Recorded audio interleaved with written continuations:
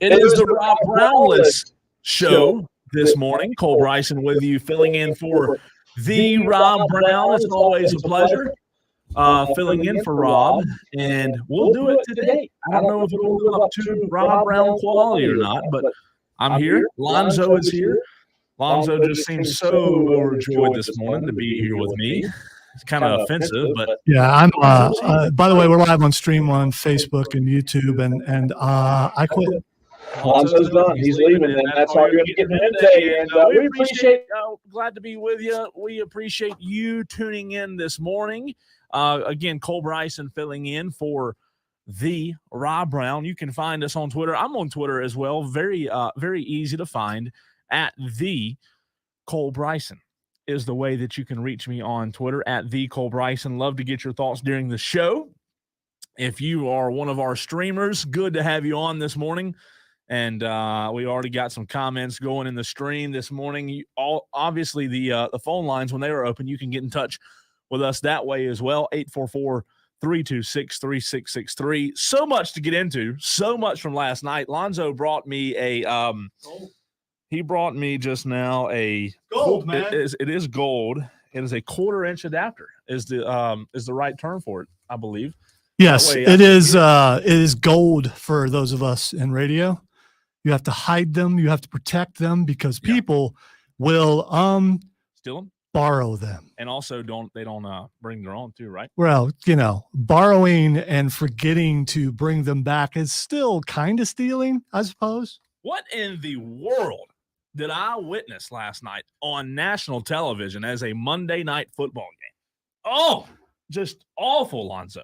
We'll get into that here to start the program. That was just absolutely brutal to watch. Both games were bad. I was able to watch the fourth quarter of the Browns game. It was bad. Didn't think either game was worth a crap. But were you expecting more? I mean, that's the thing. Were you expecting it to be two really good games?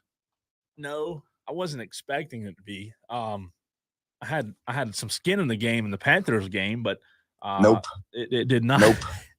It did not pan out for me. I'll get into that a little bit as well. But I want to ask a question before we get into last night's game.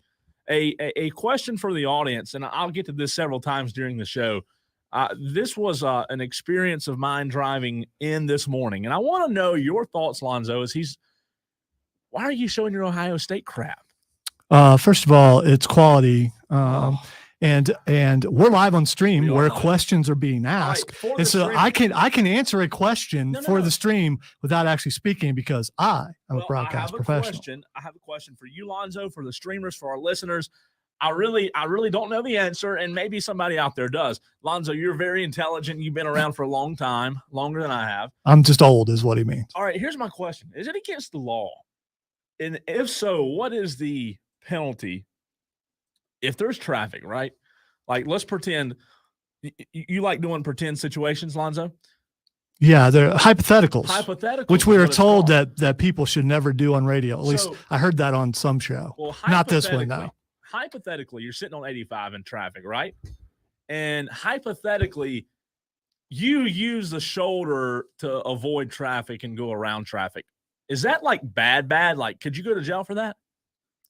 Hypothetically? Yeah, probably. I wonder seriously though, what is the what is that called? There might be a police officer listening right now who would be able to help us. Text line 71307 or on stream Facebook or YouTube at the Fan Upstate. Though, right? I do understand. I would never do such a thing, but you would never hypothetically. No, because I don't have a raised vehicle. Now, if I had, because chances are with the lower vehicle, if you get on the shoulder, there might be some debris that might get caught under the car. What if hypothetically you were in a deadline of making a radio show? I would say hypothetically leave a half hour earlier. That's what I would say. Hypothetically, that'd be correct. Yeah, that would be the way to go. In this situation, that didn't happen. Okay. In this situation, that didn't happen.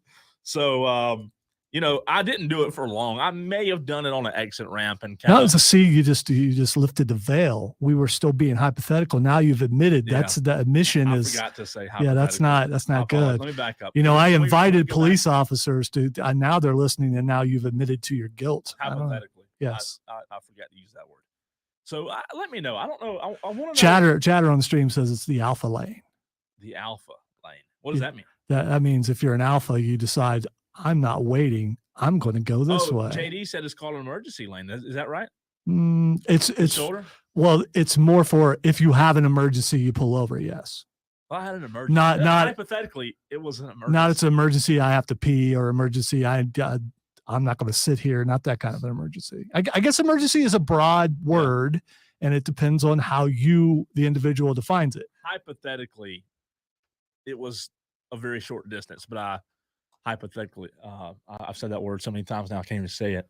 You didn't throw up any sign language as you went by these sitting traffic. No sign language. No sign language at all. I was just curious though. I'm not up to date on my laws and my law book, I guess, as much as I need to be. So I was just curious. I know we have some smart listeners out there on the stream and on the text line. So, I figured I'd ask, just hypothetically. Well, I believe that laws are kind of statewide when it comes to roads. I could be wrong. No, I think that's right. And if so, I'm not from here. So even though I've lived here half my life. You've been here forever, but yeah, I have half my life. So, I mean, that's a long time. It is, especially as old as I am.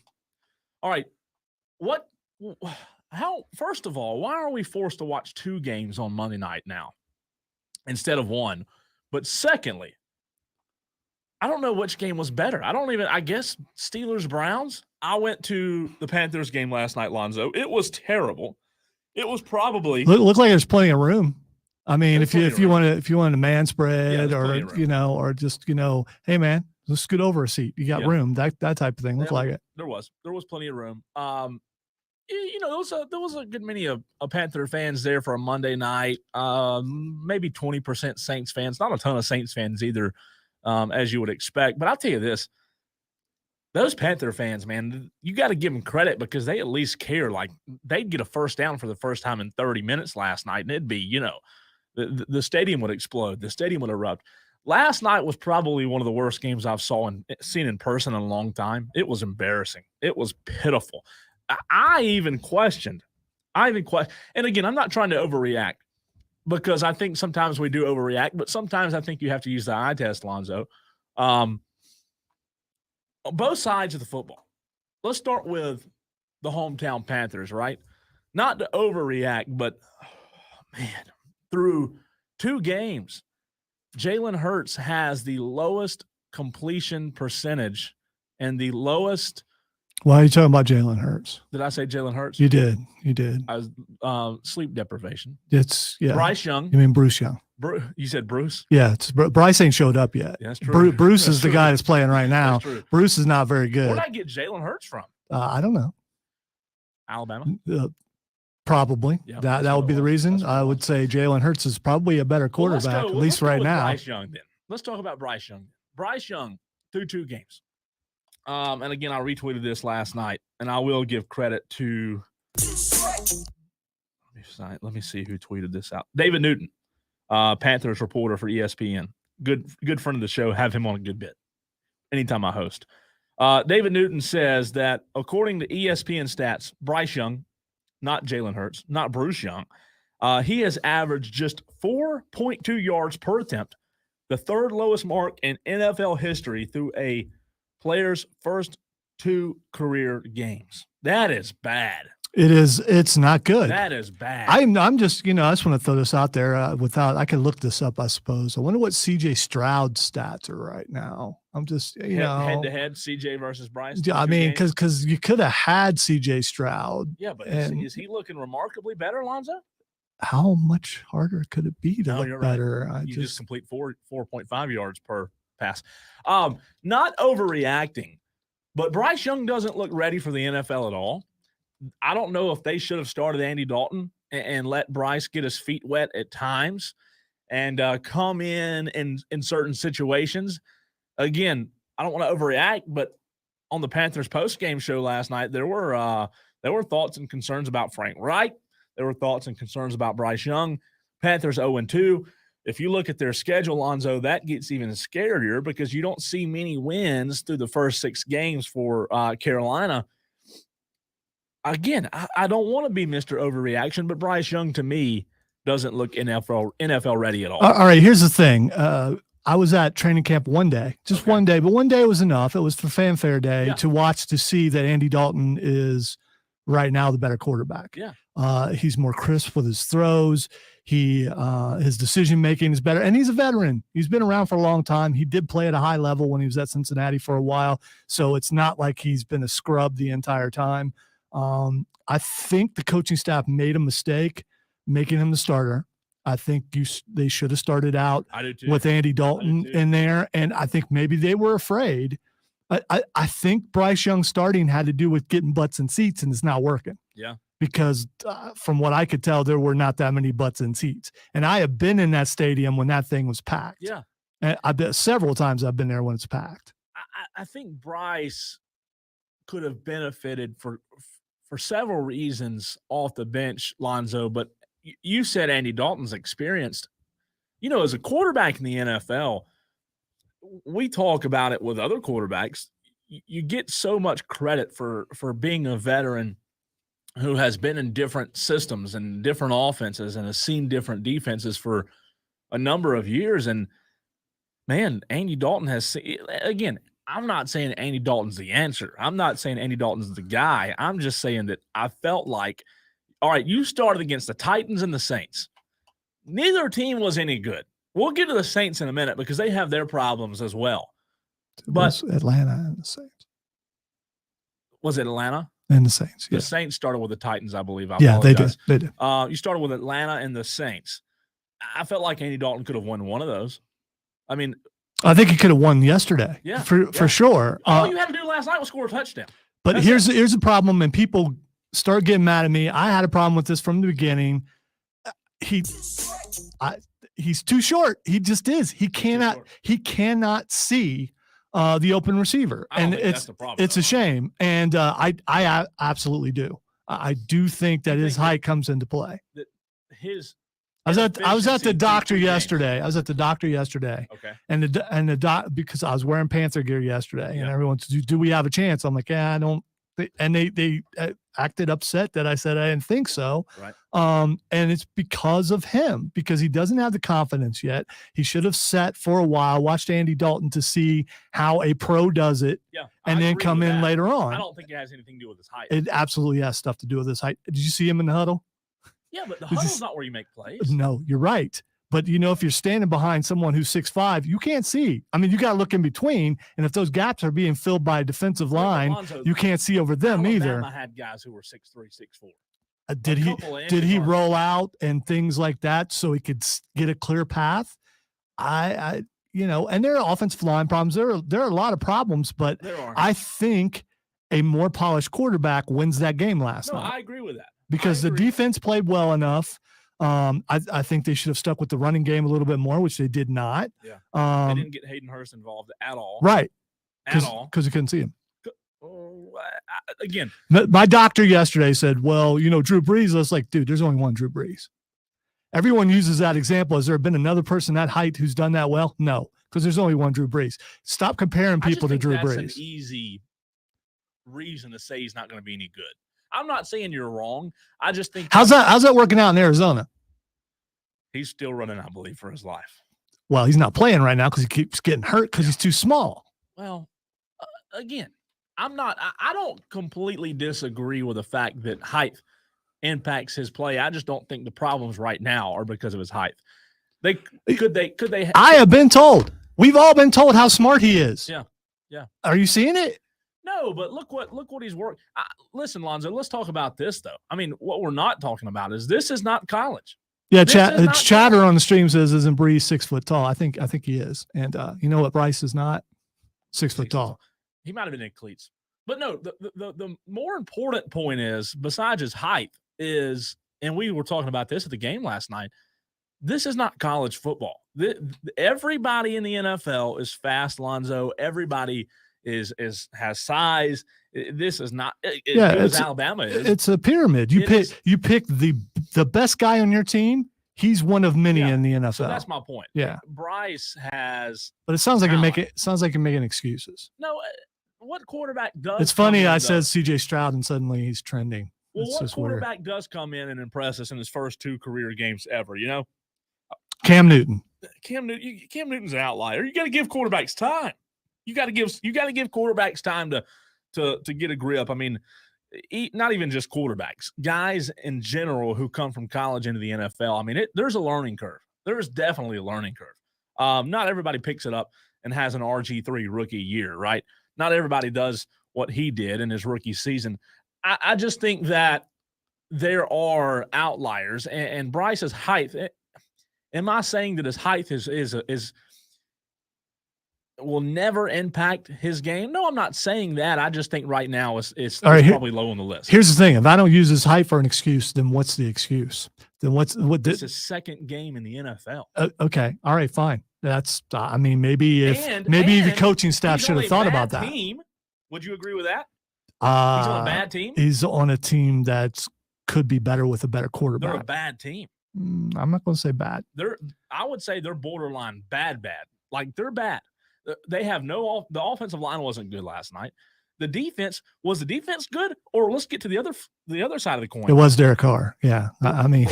Derek Carr was terrible last night. He was pretty bad. The discussion that was going on in the stands last night, Lonzo, was, are we sure that Derek Carr is a lot better than Jameis Winston? Like, I was never sure of that, by the way. Oh my word. I mean, that was atrocious. So I don't know that the Saints are, I don't know if it was the Saints being poor on offense last night and it made the Panthers defense look good. I'll tell you this, neither team looked good last night. Neither offense looked good last night. Both defenses looked formidable. But again, how much of that had to do with the offense they were going against? Bryce Young didn't look good. Derek Carr looked lost last night. Derek Carr made throws last night that I thought Derek Carr was better than. I really did. He made some poor throws last night. Derek Carr did. Don't raise your eyebrows over there. Don't raise your eyebrows. Oh no, it was. I thought you were going to say something else, and you stopped yourself. That's why I raised. That's where I raised my. I did. I stopped myself. I did. But right. no. Text line. Texter says Russell Wilson is shorter than Drew Brees. Yeah, but is he taller than Bryce Young? How tall is Drew Brees? 6 foot. That's what they say. I mean, we could look up all their heights, but I think Russell Wilson's. I mean, he's not a skyscraper by any means, is he? No, he's also not good either. He also was overrated. No, he played on a team with the best defense in the league, and it made him look better because he didn't have to score that many points. He also had Marshawn Lynch in the backfield. I mean, there are a lot of things that can make you better. You put Bryce Young on that team, he's still probably not that good. That's. I mean, I hope that he gets better. I really do. I agree. Listen, let me put a bow on it by saying this. I'm pulling for who Lonzo called Bruce Young. I'm pulling for Bryce Young. I think he's a good guy. I think he has a good head on his shoulders, and I think he is smart enough to overcome a few inches of, not being as tall as the other NFL quarterbacks that we're used to seeing. I hope I'm wrong, but I do believe the height right now is overhyped, if you will. I believe that's overhyped. I could be wrong. We'll see, though.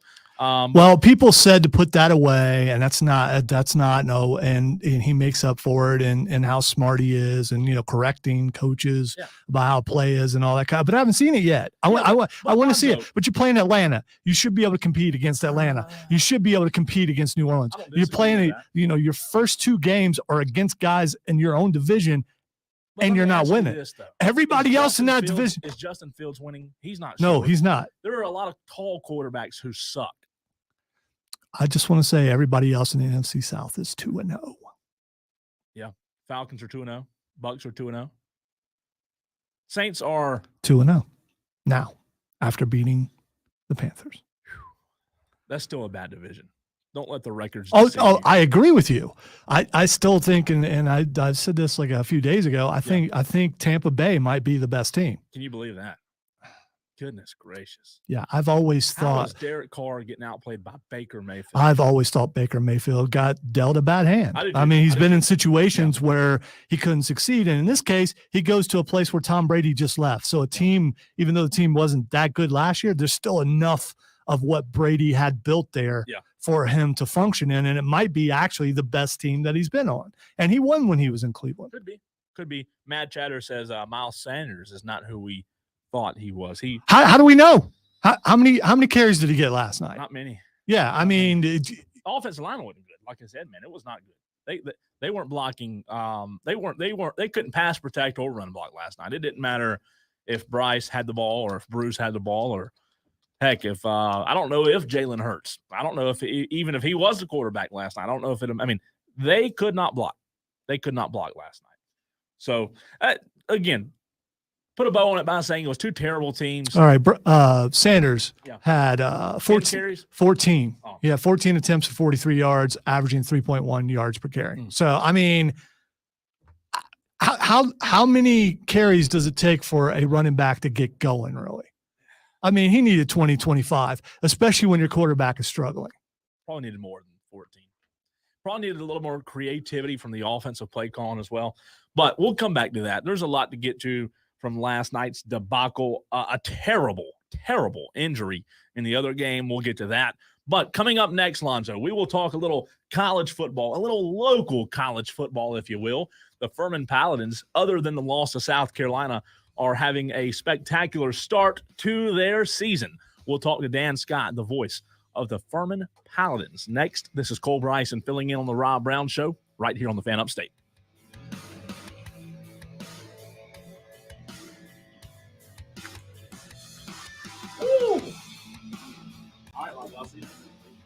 All right, keep in mind that we're still on stream. I would have never said anything. I just, I would normally we stay on stream. I am going to take us off while I get Dan on the phone. Would it have been bad if I said piss poor? No, it wouldn't have. That would have been acceptable. But I do. I'm not going to say I admire the restraint, but I appreciate it. There we go. Baby. All right, we'll be back after I get Dan on the phone.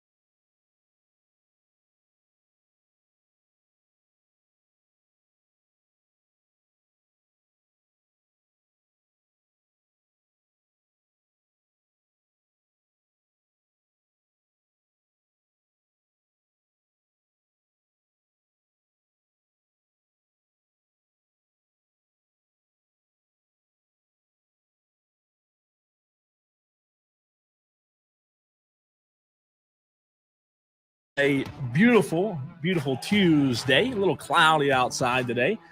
Partly cloudy as we look out here in Greenville, South Carolina. Glad to be with you. Glad you're with us this morning on September the 19th on the Rob Brown Show right here on the Fan Upstate. Cole, Bryson, Alonzo with you all show long as we now bring in our first guest of the program. You hear him right here on this station, play-by-play voice of the Furman Paladins, Dan Scott. Dan, good morning. How are you? First guest. I mean, it's like I'm kind of like the opening act for the main group that's coming on. So let's hurry up and get this guy off so the show can go, right? Well, you can look at it like that, or you could look at it like, the listeners are this is a morning show, and this is the first of the morning. There you go. I got you, Dan. I got you. There you go. Yours truly, Dan Scott. Dan, the floor is yours. We're going to sit back for the next 10 minutes. Right. I'm a realist, guys, but thanks for having me. Anytime. Hey, Dan, listen, the Furman Paladins, was there any worry in your mind or the fan base mind or even Coach Hendrick's mind at all that this team, they started off, with a good win, and then you have South Carolina. Was there any worry that this team would rebound poorly after the South Carolina game, because they had a close win at Kennesaw State on Saturday? But what were the thoughts going into the Kennesaw State game after the South Carolina loss? I think the thoughts were they were going to go up against a heck of a football team. Kennesaw State is in a unique situation this year. They're transitioning up, so they have more than the 63 allotted scholarships that you have at the FCS level. So they were kicked out of the A-Sun, and to that end, they're only playing 9 games, and 3 or 4 of those games are against Division II teams. They're taking advantage of the 4-game redshirt rule and rolling that throughout the season. So there's only a couple of games that they have their entire team together and giving their best shot to win. Chattanooga 2 weeks ago and Furman this past Saturday being the primary games.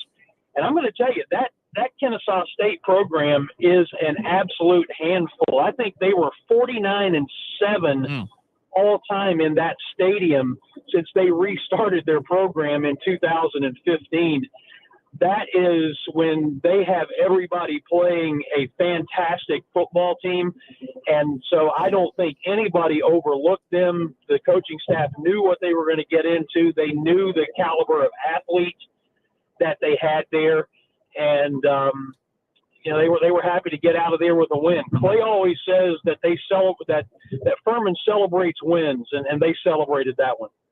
The Florida native, Dan, Tyler Huff, he was pretty efficient through the air on Saturday, but his damage came on the ground.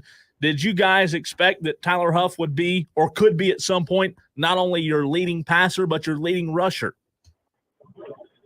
Well, we got a chance to see him in that role a year ago when he came into the program. His ability to make plays with his legs separates him from a lot of quarterbacks that you see. And it's added a dimension that we haven't had at Furman in, I can't tell you how long, quite honestly. So are you surprised? No. What they want to do is be a little more judicious about when Tyler Huff runs. Yeah. And he himself wanted to become a better pocket passer. He went to Justin Roper, the offensive coordinator, after the season last year and said, I want to be a better pocket passer. So they worked on some things to do that. But make no mistake about it, his ability to run the football is part of his game and part of this offense. They just want that not to be his immediate default mode every time the first little bit of pressure comes. But as that game went on Saturday, you saw more designed runs for him in the offense because Kennesaw could not account for that when those plays were dialed up. The Furman Paladins are 2-1 on the season. We are talking with Dan Scott, the play-by-play voice of the Paladins, and the Paladins are home. And just like that, Dan, with a snap of the finger, SoCon play is here. You got Mercer coming into town at 1 o'clock on Saturday. If you felt like this team going into SoCon play needed to be at a certain level or a certain expectation going into the conference, do you feel like they're there in your mind? Well, when you look at the schedule, you look at it realistically, you figure, okay, you need to be 2-1. Right. Given the fact that South Carolina was that middle game. So if that's your expectation, yes.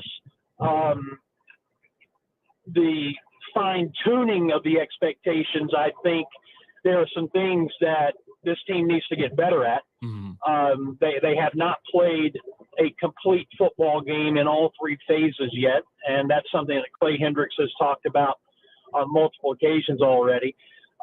Giving up big plays in the passing game has been something of a consistent theme the last 2 weeks, and you're going against a Mercer team that has two dynamic wide receivers in Ty James and Devron Harper. In fact, if you look at their numbers, I believe they have it's either 15 and 14 catches or 14 and 13, but whatever that number is, the next highest number of receptions through their first 3 games is 3.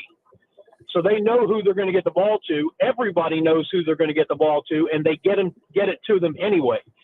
So that's something that they've got to figure out, whatever those breakdowns are in the back end. But, you know, the defensive staff is pretty good. And I've got confidence that they'll get that figured out. We had our best defensive game of the year against Mercer on their field a year ago in the last regular season game. So we'll see how it shakes out. It's interesting. This is the 3rd straight year that Mercer has a bye week ahead of playing Furman. Wow. So, yeah. Hopefully it doesn't. Yeah, hopefully it doesn't benefit them on Saturday. But Dan, with a before we let you go, with a hefty lineup of Division I college football all over the TV screen Saturday, for those in the upstate Greenville, Spartanburg that maybe haven't gotten involved yet with Furman Paladin football, Dan, give a plug on Saturday or for Saturday at 1 o'clock against Mercer. Give a plug on what the environment's like, as well as what fans can experience if they did want to come out and experience their first Furman game. Well, first of all, our game day atmosphere outside the stadium for the last 2 years has just been incredibly ramped up. Food trucks, the bouncy houses for the kids, all kinds of other games and tents, live music, have a concert, all that starts about, I think, 3 hours or so prior to kickoff. The in-stadium atmosphere has also been just wonderfully upgraded. We went for years. I'm in my 13th season here, and for most of the time I was here, if we drew 6,000 fans, that would be considered a big crowd. If we don't get at or above 10,000 now, we kind of look at that as a little bit of a disappointment. Wow. That's how much things have changed just inside the last couple of years. Fans are going to come if they come to Paladin Stadium. Number one, they're going to see an exciting brand of football. They're going to see high caliber football, and they're going to come to a place where they can afford to bring their family, right, which in a lot of college football you can't say these days. So I would encourage people to do it. I'll go into Dwight Covington mode, our ticket guy, FurmanPaladins.com. There are plenty of tickets available starting at $25. And we would love to have you and your family come out and see us. And if you can't, by golly, you can listen to it right here on the Fan Upstate beginning at 11:30 with the Pepsi countdown to kickoff. There you go. We love it, Dan. We appreciate your time. Have a great time Saturday. I'm sure we'll hear from you again soon before then. But best of luck Saturday against those Bears from Mercer. All right, Cole. Thanks, man. Absolutely. That's Dan Scott. He's great on the play-by-play. If you have not had a chance to listen and you can't make the game, as he said, I did experience the game there last year, and he's right. The environment is a lot better. It is really a good game day environment. So, hey, go out and see your first Furman game if you're new to the area. want to see some good college football. SoCon's a good conference, man. There's a lot of good teams: Mercer, Citadel, Western Carolina, Samford, Walford, Chattanooga, VMI. Who am I missing? Somebody? Maybe that's everybody. East Tennessee State. Good conference. Go Saturday and check out some local college football right here in our backyard. Should be a lot of fun. All right, coming up next. Clemson, Florida State. How are the Tigers only a 3-point underdog in Saturday's matchup? We'll talk about it and give our early thoughts on the Tallahassee Seminoles, if you will, versus your Lonzo's lovely Clemson Tigers. Don't make me turn your mic off. No. Go to break without interrupting. I had to get that in. Lonzo made a ugly face at me. All right, Florida State, Clemson, early thoughts next.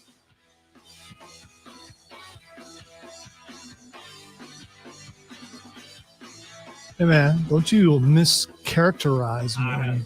Yes. Yeah. Nobody on the stream believed you anyway, so.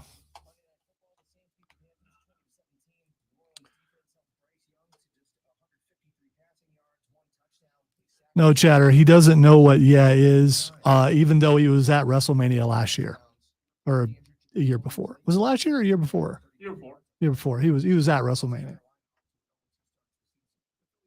Sending me backstage pictures, asking me if I know who this is. Which was hilarious and awesome at the same time because, he got to be there.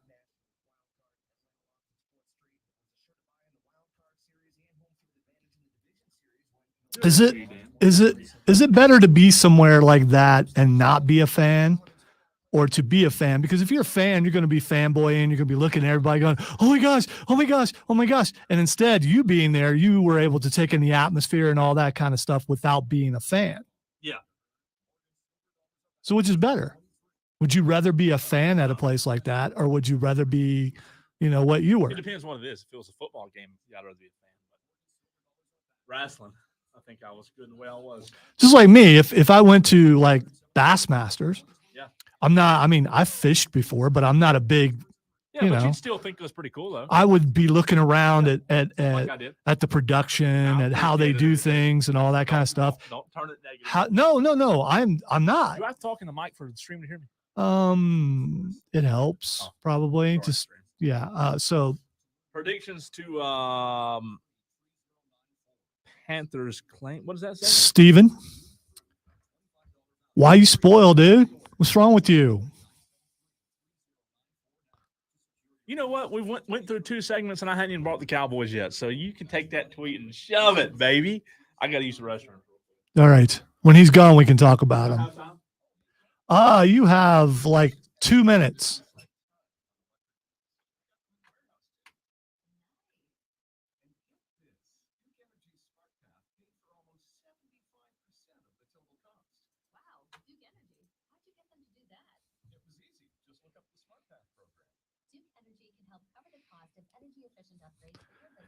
Yeah, I'm there for the white-tailed fish and stuff, and big fan of the crappie.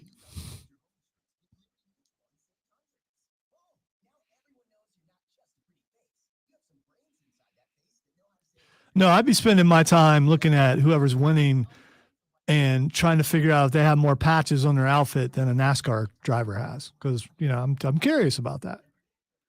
I might actually get caught counting because I might actually count to find out how many patches are on there. I think Matt Corral's done.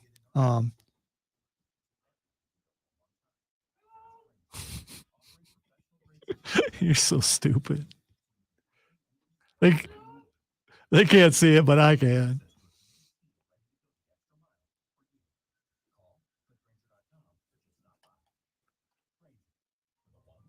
I want to talk about the Braves today. They suck. I'm done with them. Yeah, okay. I lost 4 in a row. No more. I'm not a Braves fan anymore. I'm glad they found Matt Corral. Because he's just disappeared and no one knew where he was. So, I guess you have to find him to cut him, or I guess maybe you don't. Maybe you just cut him. How many? Who has more patches on their uniform? Bassmasters guys or NASCAR guys? Well, they're not patches. Bassmasters, they're not patches. They're just like screen printed. Oh, okay. But it's still the same thing. It's sponsors. It's sponsors. Who are we comparing it to? I'm talking about the guys in Bassmasters and the guys in NASCAR. I'm just saying if I went to one of those, I'd be trying to figure out who has more ads on them. Who's more of a walking billboard? Both, they even have on the boats nowadays too. But there's more eyes probably on NASCAR, Hate to say that, but shh, Steven. Shh. It is true. Rob is older than Cole. So there is that. Probably is a lot older. I'm still young and tender. He's pushing 40. You're like what, 33 or something like that? I can't believe you. I'm not even talking to the rest of the show. I'm not going to talk. Well, I'm trying to figure out how old is Patrick. If I could remember how old Patrick is, I could pretty much remember how old you are. Yeah. And all right. He's probably not even 30 yet. What are we talking about?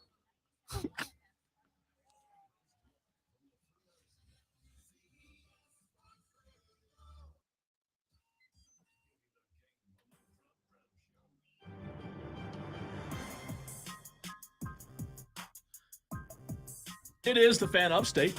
It is a Tuesday. Glad to be with you on this Tuesday. Cole Bryson filling in for Rob Brown today.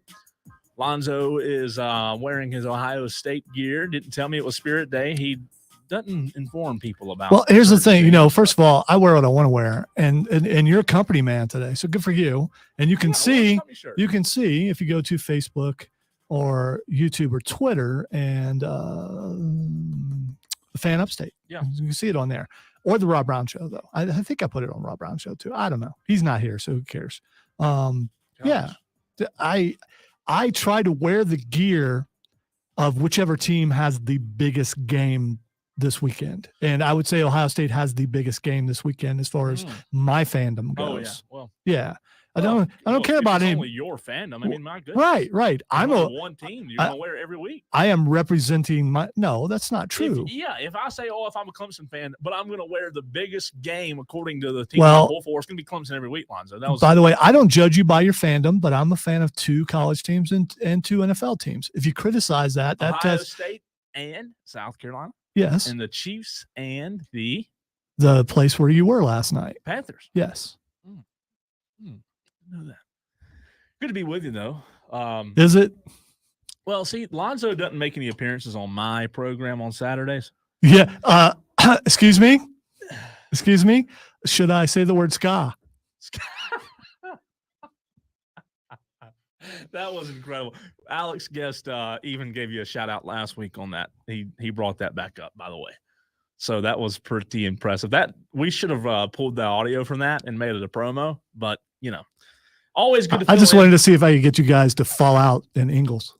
It was close. So people can look and go, what is wrong with that? It was close. There was no doubt. It was close. All right, Lonzo, through what we've seen so far with Clemson this season, because I'll give you my answer, but I want to hear from you first. And obviously the text line, phone lines are open as well. The loss to Duke obviously left a bad taste in the mouths of Clemson fans, but then you play 2 games against teams that aren't any good, right? Is there enough that we've seen through 2 games against bad teams? I don't know any other way to put it. Well, they're not bad teams. They're just lower level teams. I mean, bad compared to the teams they're playing, right? I guess you could say that. Lower level teams. Okay, I'll be politically correct. Lower level teams. Have we seen enough from Clemson against lower level teams to really look at this spread? See, Rob's been cracking on North Greenville, and I'm just like, dude, you need to leave North Greenville alone. I mean, because that's lower level. They're Division 2. They are right, but he's been kind of cracking about a team struggling against North Greenville. And by the way, I do believe Rob's college is coming up to play North Greenville. I think it's either this weekend or next weekend. Yeah, so it's some Florida team. I don't know. I should know that. I've only worked with the guy like three. I'm trying to start a fire here. Is what I'm trying to do. We could do it. We could do a duel. I've told Rob that some of the best people that I've ever had work here with me are from North Greenville, and I will not put up with any disparaging of North Greenville. You're on the list. That's rude. This is pretty low, but you're on there. Hey, we'd double the fan base probably if both of us went. Rob and I. Would you? I don't know. Maybe. Just kidding. So as far as Clemson goes, all right. Back to the topic. 2.5 point favorites. The line has moved again. The question is, have we seen enough against lower level teams? 2 wins for Clemson and a pathetic loss at Duke. Have we seen enough to really believe that Vegas knows what they're doing here in a 2.5 point lean, or is this one of the games that's so for simple people like myself? So you're saying Vegas says Clemson's going to win this game? No, I'm sorry. Vegas. If I misspoke, I apologize. Vegas has Florida State. Okay. All right. So 2.5 point favorite. If Florida State doesn't struggle last week against, what was it, Georgia Tech, Boston I think? College. Oh, it was Boston. Yeah. Same thing. If they hadn't struggled with them last week, that line would be a lot bigger. It definitely would be a lot bigger. Would it be a lot bigger? Yeah. I mean, I think it would be at least 7. At least. I think it started at 3 or 3.5. The home teams always slided like 3 points anyways. So really, what is shocking to me is that Vegas believes that this game is an even matchup.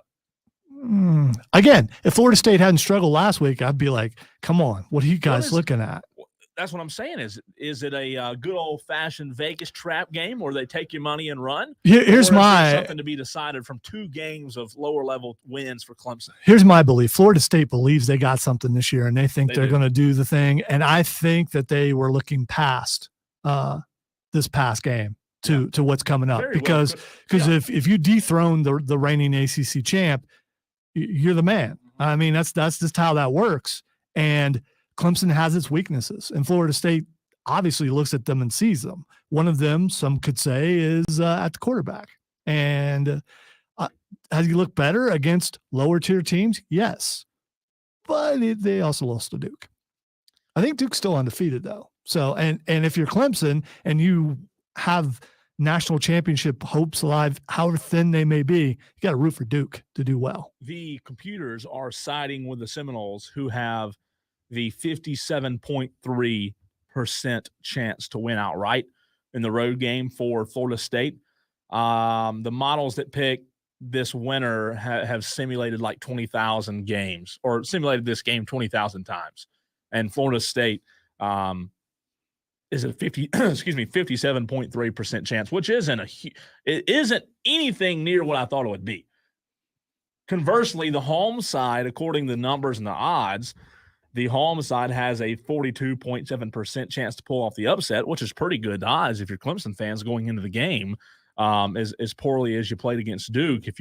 After that game, if you'd have told them you'd only been a 2.5 point dog, I think they would have taken it. I am curious. It's early on. I mean, We're still a few days out. Clemson fans, do you think that Clemson is going to be? I mean, realistically, I know I'm putting 2 words together, realistic and Clemson, but still, wow. I mean, realistic Clemson fans. There are some out there. I've met some level-headed guys. Unfortunately, the louder voices, or the voices who get to go on the radio and stuff. Yeah. Not necessarily level-headed. They're a little more fanboy. I mean, they hear that Tiger roar and they just want to get out there and just go. I know. I look at him. He's amped up right there. Look at that. Look at that. You can see the look on his face on Facebook or YouTube or Twitter. Yeah. You can see the look on his face. My face hasn't changed. Look at that. He's excited. He's ready to run down a hill. He is ready to run down a hill. Okay. Who's the better quarterback, Jordan Travis or Cade Klubnik? Jordan Travis. I think right now, Clemson fans would have a hard time. No, Clemson fans do not want to admit what I'm saying, that they were wrong about. They were wrong about. Who? By the way, they were wrong about. By the way, undefeated. He is. Look who he's played. Yeah. Now that matters. Okay. All right. Look, it's okay that Cade has won some lower tier games. You're not talking about who he's played, but we talk about then, look who he's played. Let's not get on a rabbit trail. It's not a rabbit trail because it is a rabbit trail. Used to be here, and Clemson fans, those loud, boisterous ones, I don't know if they had anything to do with him being gone, but I think maybe something to do with it. Lonzo, you're smart enough. Better quarterback. He's better. DJ is a better quarterback than Cade. You're Klubnik. Smart enough to know that sometimes when players change situations and change teams and change programs, sometimes they need a fresh start. How many of you would like to have DJ back now? Is that true or is that false? I don't know. Do you agree with that? I've worked at the same place for 26 You're not years. Everybody. So you're not everybody. You're not a college athlete. I was. That was a long time ago. Let's not just throw everything out the window that we saw from him. I mean, I'm not going to get down that rabbit trail with you. I'm not going to let you take me down that trail today like you're trying to do. I'm doing what I do. That's what I do. I point out realities. I point out how things are. I'm a man of the people. I know. I mean, that's why you enjoy coming on when I'm on, because it's like you're talking to the people. Is that it? And you're welcome.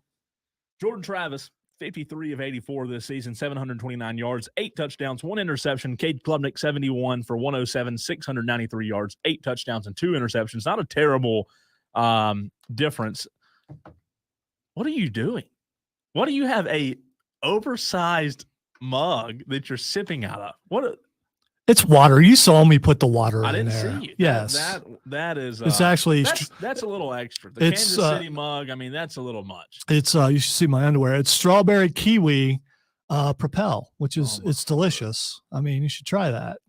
It's not going to wake you up this morning. I'll do that. If you are a gambler, before we end this segment, if you were a betting man, would you take Florida State in 2.5? Yes. To cover? Yes, because I believe Florida State's a better team. Even on the road. Last year, I would not have said that. The year before, Clemson has been dynastic. They have been better. Have anything to do with that? I don't think so. You don't think so? I don't think so. I think, and all joking aside, I think the quarterback has a lot to do with it. I also think the defense is not as good as it's been in the years past. Clemson's defense? Yes. Yeah. You lose a coordinator that arguably one of the better defensive coordinators in the game. You're going to lose something. You just absolutely have. And they still have the talent, but without that guy pushing them, it's just not the same. Clemson is missing something. I don't know what it is. And maybe they got spoiled. Maybe they got spoiled from Deshaun. You can still say his name. He was good when he was in college. And with Trevor. Yeah. I mean, you get spoiled. You think, okay, the next guy is going to be as good as that last guy. And it doesn't always work. It usually doesn't work that way. I have a segment lined up for that, Lonzo. We'll get into that. I don't necessarily disagree with you, but if I had to lay the odds, I would agree with you. I do think the 2.5, Florida State by 2.5, I do think they will cover. Sitting here on Tuesday, obviously Jordan Travis had a little bit of a scare after an awkward fall against Boston College, but they say he's okay. They say he returned to practice. By the way, Spencer Rattler is the best quarterback in South Carolina. Furman's quarterback played good Saturday. This is the Rob Brown Show. Cole Bryson filling in with Lonzo all show long right here on the Fan Upstate. Hour number 2 coming your way. Pretenders versus contenders up next.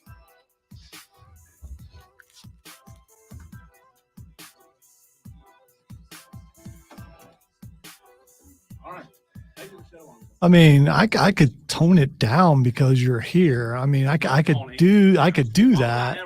Have I ever said that? I mean, I could do that, but that would be you saying that I'm getting to you, and and I don't think you would do that. Have I ever told you? Have I ever told you that? Answer the question. Hey, I'm gonna mess with the substitute teacher. That's just what I'm gonna do. No, if Rob was sitting there, I would do the same thing. So, I mean, and I have. And I will continue. All right, you like pretenders versus until I get traded again. I don't know. That's what we're playing next. I think I can kind of figure it out. Okay. It's the NFL version. So yeah. Okay. All right.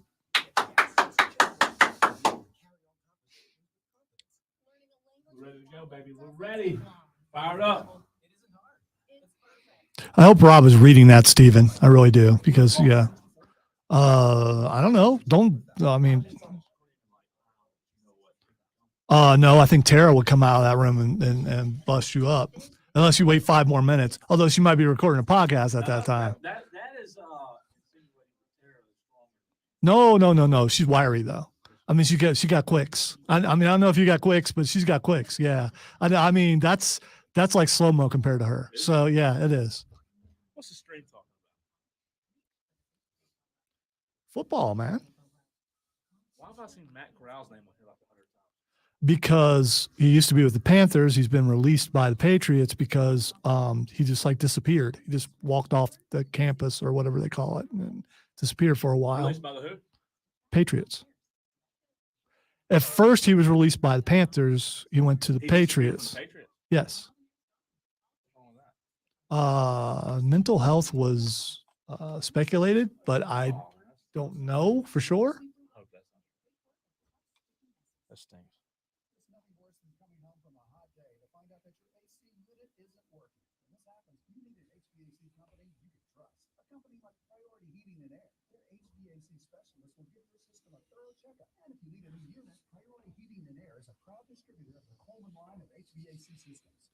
By the way, I saved the yes for those who appreciate it. He just wouldn't get it. I mean,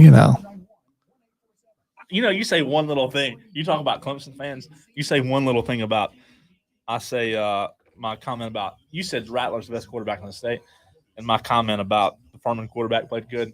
Carolina fans. 2 Carolina fans between the break. Are you serious? Furman quarterback, really? I mean, they take things so serious. Hey, I'm like a spark plug, dude. That's what I do. God almighty. Been getting under people's skin for like going on, well, actually 26 years in radio. So I've been doing that for 26. All the things I got in trouble for at home, I'm able to do on the air, and it's encouraged. No, I do not. But good for him. We're If you were ever near me, you just go to people's houses and just start opening stuff up. I don't know what it is. I do. That's Do me. you? 2023 schedule. These bad boys aren't even out. What are you doing rolled up in here? Dude, I don't know. That looks like something that Diesel had. I don't touch Diesel's stuff. He touches my stuff. Put it up. Are you thieving? Yeah. You're live on stream. People seeing you thieving. This morning that I was on the shoulder of the road, and that's true. All right, you've established yourself as a criminal. Yeah. It's us. No. It's me, but no. The team I cover now plays in Charleston Friday night, so I'll be getting back around 4 a.m. before the show starts at 8 a.m. Well, you've already proven today that you don't need sleep, so I don't know. You know what time I got home last night? No. 11 o'clock. I hauled. You got plenty of sleep. If you got home at 11. No, I didn't go to sleep at 11, but no, I got plenty of sleep. Dude, I was up till midnight. Yeah, I mean, and I turn 55 tomorrow. So, but is that tomorrow? I know it is tomorrow. Yes, it is. I'm still not old yet. I'm just elderly. You can be elderly and not be. It does look sweet. It does. Yeah, it does. It looks good. Oh, look, it could be my head. Hold You on. got to move. It's the other way. Remember, it's the opposite. That look real, Lonzo? Yeah, that's what you look like to me anyway. So small body, big head. Hold on. Let me do better. Oh, that's awesome. It's like Charlie Brown. That's cool. I don't, I said how old I am. I don't know how to do that stuff. I'll get the APD to show me how.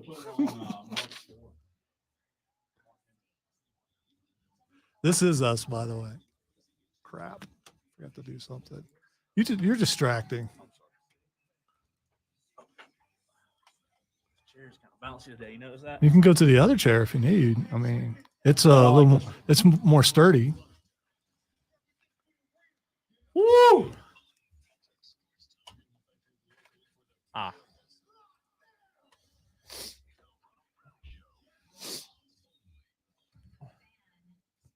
Yeah! Yeah! Is there a quota? Yeah! Told you wouldn't get it. Am I supposed to get it? No, it's okay. I feel left out. What is it? Yeah, it's a wrestler. You made a WrestleMania joke or something. It's a wrestler. It's Do just it one more time. Let me hear. Yeah! Is it a new wrestler or old wrestler? Because he's a new old wrestler. If it's within the last 15 years, I don't know. Yeah, he's a new old wrestler. He's a guy who's been around. He's been around for a while, but he's just now hitting. So he's an older guy that's finally hitting a little bit. If you said his name, would I know who it was, you think? With everybody saying L.A. Knight. So no, I'm guessing not. L.A. Knight. What does that mean? That's his name. L.A. Knight? It's not his real name. It's his wrestling name. I don't think it's his real name. I don't care enough about the guy to look up his real name because I'm not on with everybody else, but people love the guy, including Rob Brown. So, like L.A. the city? Yeah. No, it's Knight as in N-I-G-H-T. As shining armor Knight. Yeah. Gotcha. I'm not up to date on the old WWE. You should be. I mean, we can. Well, you don't spend enough time, we calling can. me. You don't call me enough. I can start texting you during Raw and stuff. What day is that? It's on Monday. I didn't watch it because football was on, but proud of you. And that's work. But wrestling's work too. So I mean, fake work, but it's work. All right, Cole Bryson filling in. I'd say I get paid about the same to do either, but didn't say it was a lot. But I did see something with Pat McAfee. What was it? They just happened to be in the same city. You think that was planned? They were. No? I think they planned a lot of things, but yeah, he was in College Game Day. College Game Day was there. SmackDown was down the road about an hour. So the night before, right? So they drove down to SmackDown. He and The Rock. He and The Rock. Yeah. So you think they planned it, or just so happened to be in the same city?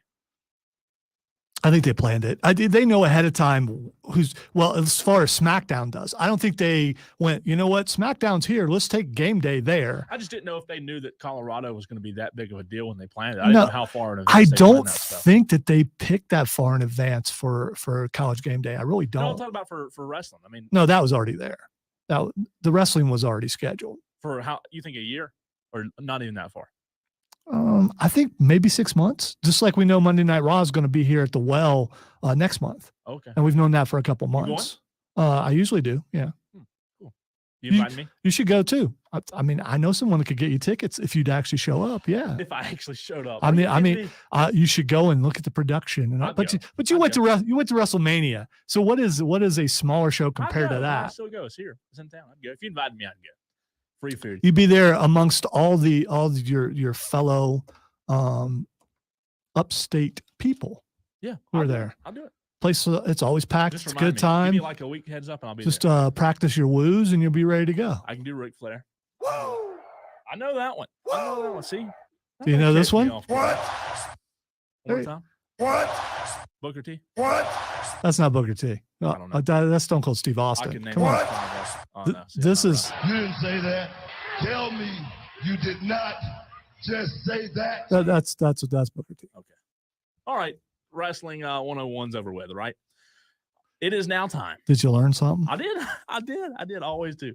It is now time for Pretenders versus Contenders. Thank you for the intro music line. Well, if I'd have known ahead of time. No, I just thought in my head that it'd been a good time for it, but it's okay. All right. What do you want? You want some rap? You want some? What kind of music you want? I don't do. I don't. Yeah, I don't. Not your CBS intro. Yeah, I mean, who would do that? Just over and over again. I mean, That's seriously, very annoying. Anything. I mean, you pick it, but I should have. I should have given you a little heads up, but sometimes I'm a spontaneous kind of thinker. The music didn't hit me until I just said the title of the segment. So all right, let me come up with some music for this. Let's go with this. I like it. It is now time for the NFL version of Contenders versus Pretenders. We look at the top teams in the NFL who have started brilliant 2-0 this season, and we talk to Lonzo, and I'll give my opinion as well. And we'll take your opinion, as we always do, and we'll decide if they are pretenders, or contenders, rather. We'll start in the AFC East, Lonzo, with the 2-0 Miami Dolphins. We saw them on Sunday Night Football I was going to say last night, the night before last, against the Patriots. Miami 2-0. Tua has had an excellent start. Tyreek Hill, Jalen Waddle, they're off to a fantastic start. One of those was a division game, the game that I talked about on Sunday. So not only are they 2-0, they have a leg up in the division with the New York Jets. The Miami Dolphins, pretender or contender, Lonzo? They're contenders as long as Tyreek stays out of the marina. Wow. Because you know about the Tyreek and the marina thing. Yeah, he needs to stay away from the boats and stuff during the season, so he doesn't get heated with and have an argument with a marina dude. Yeah. So you're a Tua believer? If he can stay healthy. Yeah. I mean, when Tyreek went there, he said he's the most accurate quarterback in the NFL, which a lot of people, including myself, laughed at because he was leaving Patrick Mahomes to go there. But if he can keep his head together, and that's not a joke, if he can keep his head together, in other words, keep his head off the ground and not get a concussion, they look pretty good. And I love the coach. I really do. He's so snarky to the point that some sports media don't get it. I can't believe you ran away from the cameraman. He's playing with you guys and you don't get it. And he throws out snarky comments all the time. And some people who are uber serious just don't get the guy. And I like that. So I believe definitely contenders, especially in their division. And if we look at Cincinnati, who we thought was going to be right there, they're not right now. Yeah. Buffalo is a little iffy. And you're talking about the AFC, and same with Kansas City. Man, I've been here too long. Yeah, I mean the perennial guys at the top don't look as strong as they have, but Miami does. Don't look as strong as we thought they would so far. Yeah, but it is 2 games in. It's 2 games, but that's why we do. And there's not enough contact in practice. There are a lot of things that factor in. I think you can really tell how good a team is going to be by game 3. You think so? Yeah. Not a big enough sample size, if you will, to put a 100% pin on it, but maybe a bullseye pin, if you will, is a better analogy. But I do agree. I will say contender are the Miami Dolphins. I do want to ask you this, even though they're 1-1. Because you and I haven't talked about it. You may have already talked about it with Rob, but now that Aaron Rodgers is hurt, the playoffs, are we talking playoffs with Jets? Or are we talking, do they still have a legitimate Super Bowl chance as the mainstream media gave them the Lombardi as soon as they traded for Aaron Rodgers? In my opinion, Lonzo, they are a pretender with Zach Wilson at quarterback. They're 1-1. They do have a division win, which is big in week 1. But like I say, I do believe they are a pretender now with Zach Wilson at quarterback. I agree. But I mean, the defense is still really good and they've got some offensive weapons for sure, but they don't really have anyone to deliver the ball to them. Gotta have a mailman. Yeah. Somebody's got to do the deliveries. Yeah, you got to. So yeah, definitely pretenders. Unless Aaron Rodgers comes back. There's been some miracle stuff that he's working on. I don't know if you saw that. He had illegal? Well, I don't know. Some of them, as far as recovery goes, mushrooms might be related. I don't know. But his surgery, I guess, was experimental. They tried something different. Yeah. And there's a chance that could bring him back in time for the playoffs. Now they're not going to make the playoffs. But if by some chance, well, they're in a tough division. They are. They're in a really tough division. I mean, Buffalo, New York, Miami, and New England. New England hasn't looked good. They're off to an 0-2 start after Sunday night's loss to Miami. But I think the division, at best, you're looking at a wild card. At best, you're looking at a wild card for New York. We'll see what Buffalo continues to do. Speaking of Buffalo, Lonzo, contender or pretender, they haven't looked the best. They're 1-1. They have started the division with a L, so they have not. They are, again, it's a 2-game sample size, but they're on the bottom of the division, if you will, through just 2 games. Buffalo Bills, I'm torn on this one. I'm not sold on them. Lonzo, pretender or contender? All right, so I have a contentious relationship with some people who are Buffalo fans, including one who hasn't been here on the stream since the team got beat in week 1. I hope he's okay. Shots fired. You disappear sometimes. Yeah. I've always thought Josh Allen was a little overrated, and now we've gotten people who have decided they've got off that train. There's no more Josh Allen. He's just Josh. And people are saying, I don't know why we didn't see this. He wasn't really that good this year, but there was so much hype. And now they're talking about how he doesn't deserve the hype, which he never did. I never thought I'd say this, but I kind of agree with you. Yeah. So there is a thing, and Rob gets mad at me, but he's not here. If I disparage the media's to a degree. I think sports media, there's some dude somewhere in like North Dakota or something decides this is our guy this year. This is like the NFL script thing. It's the same sort of thing. Yeah. They decide this is going to be our guy this year. This is the guy we're going to hype, and everyone has to talk to him, talk about him. Just like every show has to talk about the Dallas Cowboys, which I'm sure we'll get to eventually. There's reason for that. Yeah. But it's the same sort of thing. I'm going an hour and 11 minutes, by the way, without even saying the name. Yeah. Well, I did. You should be proud. So anyway, I'm not sold on Josh Allen ever winning anything major. Man, can they make it to the playoffs? Absolutely. The people are saying that it's who he's dating is his problem. Oh, really? Which is toxic relationship. Haley Steinfeld. Who's that? All right, she's in a bunch of movies that you've never seen before, including she was in the Hawkeye series on Disney Plus. Let's see, she was in Bumblebee. No, never heard when she was a kid, I think she was in the remake of True Grit. Never heard of it. Wow, you've never heard of True Grit? Heard of it, I just haven't watched it. Okay, all right. See, I told you. Yeah. I mean, I know you to a degree. I'm not a movie guy at all. Right, I get it, but anyway, he's dating her. Okay, cool. So that's the reason. All right, I would agree. I never thought I'd say this, but they don't look anything like a contender. I just hate to say it. The 0-2. Why do you hate to say it? Because you want them to be good? I do want them to be good. I like Josh Allen. I like Stephon Diggs. I think they have above average coach. Yeah, but they hate each other. So that's a problem. That's a narrative. There you go. Okay. All right. It looked like they were getting along fine Sunday when they, won by 30 points or whatever it was. Yeah, winning does help. Winning helps.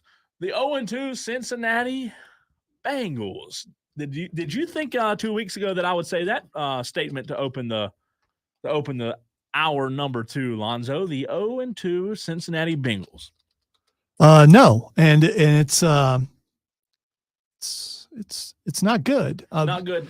And it all comes down to, I mean, you can blame everything on Joe being hurt. Yeah. And he doesn't, but last year he came back from an appendectomy. I still say contenders. I'm going to go with contenders also. Yeah, I don't think it. Listen, 0-2. Now, I will say this. When you look at the numbers and you look at the analytics, and history tells you that when you start 0-2 in the NFL, the odds are against you. That is like I don't want to say it's like being down 3-1 in an NBA series, Lonzo, but it is starting 0-2 in the NFL, according to history and according to the numbers. It is a tough hole to dig your way out of. So Cincinnati has a work, cut out for them, if you will. They are not only 0-2, but you know what stinks even worse than that? Both of those games were division games, divisional opponents. So they are 0-2 in the division, which is no bueno. So Cincinnati 0-2. I still say contender. I believe in Joe Burrow. Oh man, I could be wrong. If they keep sliding, they're gonna bury that hole a little too deep. But I'll still go contenders. All right, wrapping up the AFC North, Baltimore Ravens are 2-0. I say contender there. Lonzo, any disagreement? Pretender. Really? Yes. No belief in Lamar Jackson, huh? No, I don't really. And it's dangerous to not like Baltimore. People get all mad if you don't like them, and I just don't. And it may stem from the fact that they used to be the Cleveland Browns, and Art Modell just decided to get up in the middle of the night and move the team to Baltimore. And then I'm supposed to forget that, even though I wasn't a Cleveland fan, but I was from Ohio. And because of that, it's an affront, and someone drove 1,000 miles to pee on Art Modell's grave. So forget you, Baltimore. Tell us how you really feel. There we go. Lonzo's segues. What should we call that? Your reality. That is, I mean, so just deep and dark. I mean, yes. That was like Lonzo's dark. I don't even know where to begin. That was depressing. Hey man. Lonzo's depressing. You can't label me. No, I can't. Jacksonville Jaguars are 1-1. They had a bad loss. Not a bad loss. Let me back up. They had a rough game in a bad game. I thought. Oh, that was a horrible game. That was one of the my Chiefs. team was playing. That was one of the worst games on TV this past weekend. I don't want to say it was a bad loss, but it was a bad game, and it was a weird. I mean, Jacksonville couldn't even get anything going. They had like 5 drops. You watched the game, I'm sure, being a Chiefs fan. I watched the whole thing. Jacksonville had like 5 drops in the end zone, I believe, 4 or 5. It was ridiculous. So those losses happen. I do think in the division because they are in the AFC South, I say contender. No, I'm not. I can't. The Colts, the Titans, yeah, and the Texans. Well, the Titans are going to win that division. You think so? Yeah, I do because the Titans are gonna win they the normally AFC do. South? I think Vrabel's got everything. Normally doesn't mean anything. Yeah, well, yeah. I mean, Vrabel is blue collar, gets things done. It's ugly, but he gets them done, and he's going to do it again this year. If Richardson can come back. Yeah. He's good. I'm not sure that Jacksonville doesn't finish third. Oh, that's a little stretch. That's a stretch.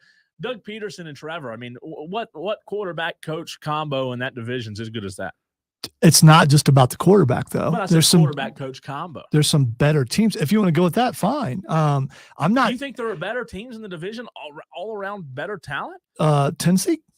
Tennessee's good every single year. The receiving core and the running back core of Jacksonville with the quarterback and the coach. Yeah, the best in the division. Yeah. Do they have a better running back than King Henry? Do they? But what is a running back if he doesn't have any help around him? I mean, what is a good running back if the quarterback's out? How many times have they won a division with Tannehill what do they do after the division, Lonzo? That's fine. What has Jacksonville done after they had Urban Meyer for Trevor's first season? Last year was Doug Peterson's first season. Yeah, good for him. They'll be fine. I don't want people to think that I'm anti-Trevor. I could care less what college he played for when he goes to the NFL. They're not finishing third, I'll tell you that. Probably third. Hopefully not fourth, but probably third. Quickly, as we're running out of time. Are we? The Kansas City Chiefs. Your Kansas City Chiefs, pretenders or contenders? They're forever contenders. Shut up. And, NFC. He's not disputing it, by the way. The Green Bay Packers, who I've been high on, they looked really good through 3 quarters Sunday and then imploded against Atlanta in the 4th quarter in Atlanta. Contenders, pretenders, Packers, I say they are a contender. I said it. I ain't got no love for them. Okay. Well, so you say pretender. Yes. Detroit Lions, contender, pretender. See what I did there. I'm going to go with contender for Detroit. Yes. All right.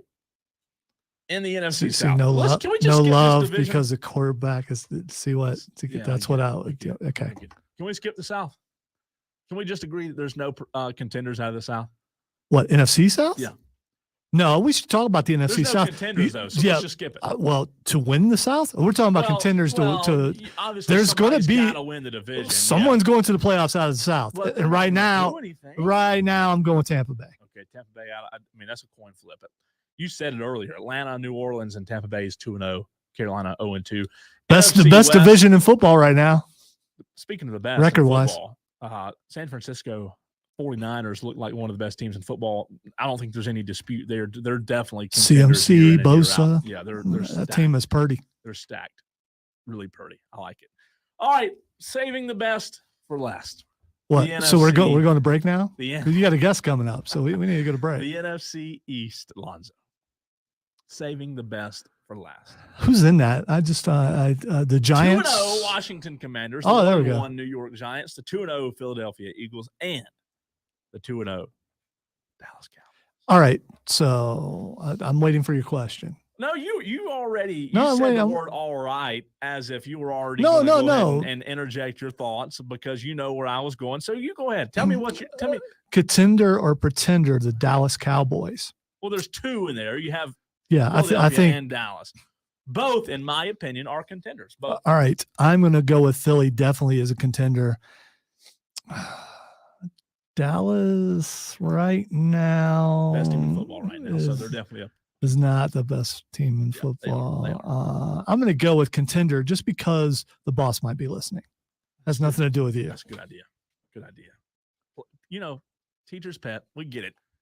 Hey, this hair is golden for a reason, boy. Don't get on my bad side, Lonzo. I mean, yeah, the Eagles are they're 2-0, but I mean, well, you got to give credit when credit's due. They're also defending NFC champions, you got to give them some credit for that. Last year they are, but they were only there because San Francisco ran out of quarterbacks. But anyway, good point. All right. We're going to go back to a little college football for you Gamecock fans out there. I've already gotten several texts this morning from our lovely, loyal, faithful Gamecocks.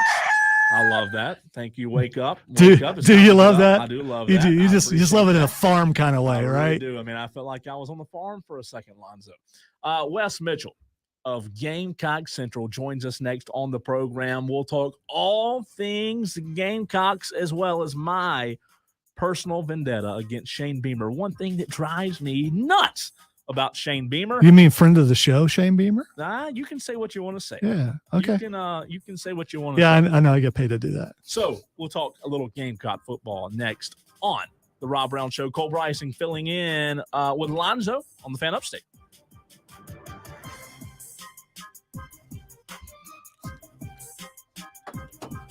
All right, I'm going to take us off stream for a moment, people, because we got to get some, I guess not. And I'm going to eat, okay? It's the time that I eat every day. There. Are you happy?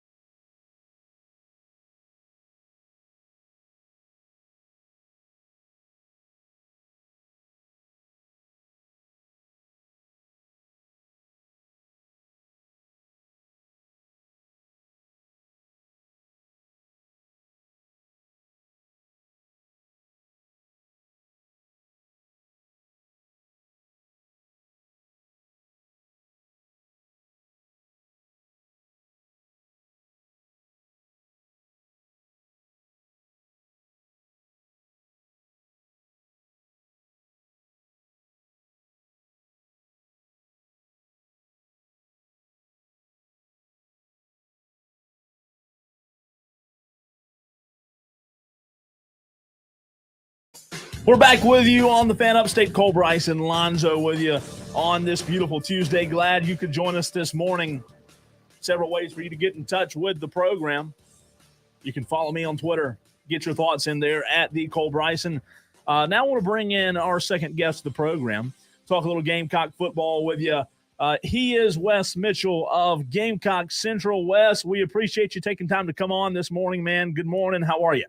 Yeah, Cole, appreciate it, man. Doing well here. How about yourself? We're good, buddy. But listen, I want to start with a little bit of local flavor, if you will. You tweeted out yesterday that Shane Beamer announced that freshman Marquis Anderson, Spartanburg product right here in the Upstate, will have surgery and be shut down for the season. A huge loss for the offensive line on the Gamecocks, a unit that is already struggling. In your opinion, is this something that they can patch up and repair, or is this would you agree that this is a huge loss? Yeah, I think it's a big loss, Cole, in that they did have high expectations for Marquis being able to potentially help them this year. I mean, you can go all the way back to the spring when Beamer and Lonnie Teasley, their offensive line coach, were talking about guys who were freshmen that could play right away.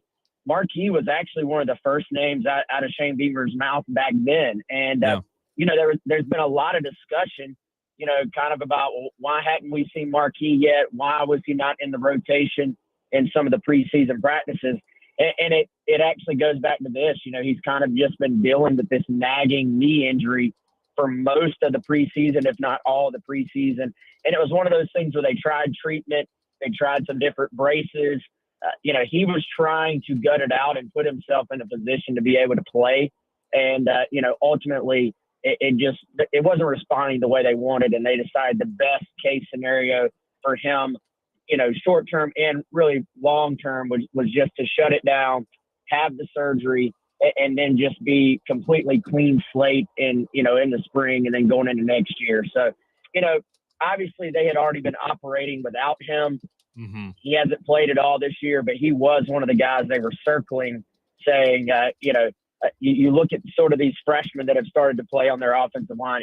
If Marquis Anderson was healthy, he 100% would have been one of the guys that we were seeing get a shot to show that they could help this year.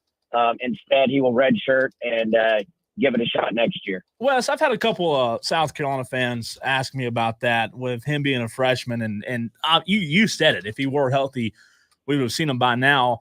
Does that credit when you have a program like South Carolina where they are now and where we are in the world of transfer portal, when you have to rely on, as the season goes on, when you have to rely on freshmen like Marquis Anderson, does that credit how good of the guys you've got coming in? And we all know that Marquis Anderson was a stud in high school, or does that really cause concern or sound the alarm, if you will, for South Carolina fans that they're having to rely on guys like Marquis Anderson as a freshman and other young, inexperienced linemen to protect your senior quarterback and Spencer Rattler? Yeah, and I kind of agree with the adage that the closer you are to the football, the harder it is to play as a true freshman. So if you're a defensive lineman or an offensive lineman, it's very hard to play that spot early on. And, usually probably not fair to ask you to have to do that. So I do think if you talk about, a wide receiver playing early or a running back playing early, that's probably a different conversation than having to insert a freshman left tackle like South Carolina did, at Georgia. So, I think with Marquis specifically, the fact they were already talking about him back in the spring is like, wow, this guy looks like he can help. That was more of a credit to just his talent and the fact that he was already pretty far along in his development as an offensive lineman. But I think when you start talking about, they very well could start two true freshmen on the offensive line this week. That's never ideal. Yeah. You go all the way back to Jalen Nichols, who was their projected starting left tackle, would have been their starting left tackle. He got hurt in the spring game, is out for the foreseeable future. Kason Henry, who started at right tackle, he got injured literally 4 plays into the season. So that spot was already a little bit of a question, particularly offensive tackle. I think they're fine. They're okay on the inside at guard and center. But tackle was already sort of a question mark. Then you have some injuries, and now that's why you have freshmen going out there. But hey, credit a guy like Tree Babalade, who started at left tackle for him at Georgia as a true freshman. The other side of that is, he obviously has the talent to step in and hold his own in there, which speaks to how they have recruited that position the last couple of classes. All right, continuing on that, and this is the last thing I'll ask you regarding the offensive line, Wes, because I do think this is an interesting question. Obviously, South Carolina hasn't got any production. Well, they haven't got the production they wanted out of their running back, DeCarrion Joyner.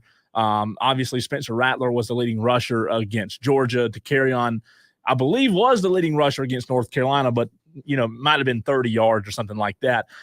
In your opinion, are we looking at this, offensive line now, this patched up offensive line, as the sole reason that you don't have a consistent run game, or is it more about who you have at running back?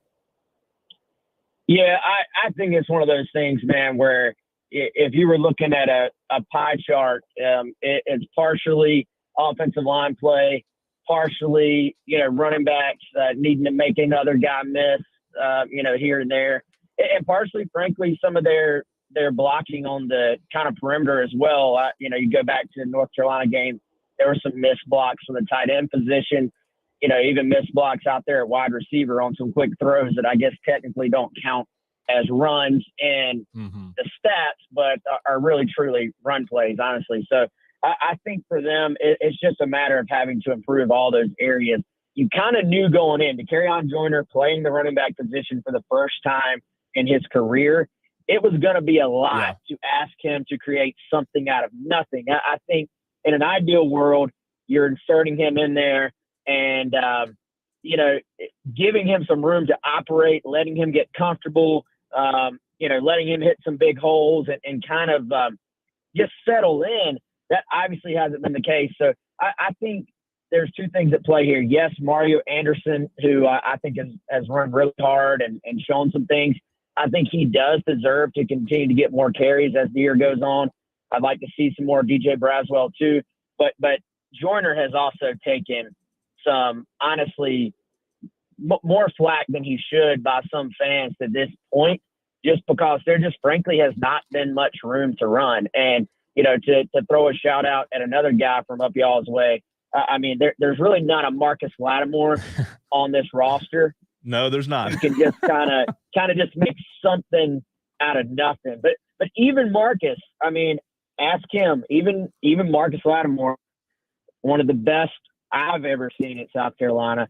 You can't run the football when there's nothing there. Like, you got to have some room to operate.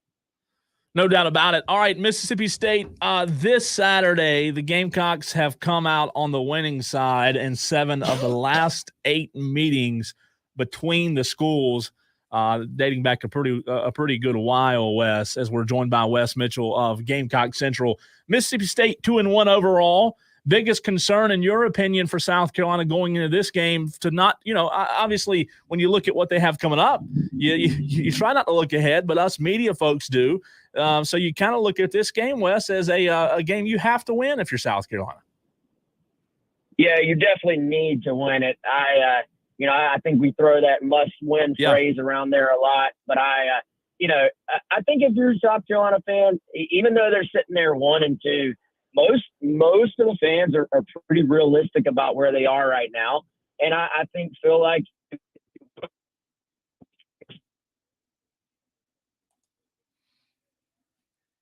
this game at home at night, which is, I think, an advantage for South Carolina. We've seen that play out. You do very much need to win this game. Mississippi State is not a team that just kind of scares you as far as having a bunch of guys that are super elite in the SEC.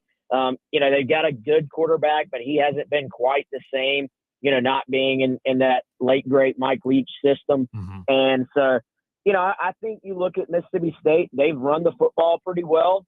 That's obviously a concern if you're South Carolina, but also, at least statistically, Mississippi State has not done a very good job of rushing the passer, getting to the opposing quarterback, which certainly when you look at South Carolina's strengths, when Rattler has had time, he has carved people up. So I think this is a scenario where you can go into it feeling like you're not going to be just overmatched up front in pass protection, which should, I would think, bode pretty well for Rattler and these receivers and this passing attack.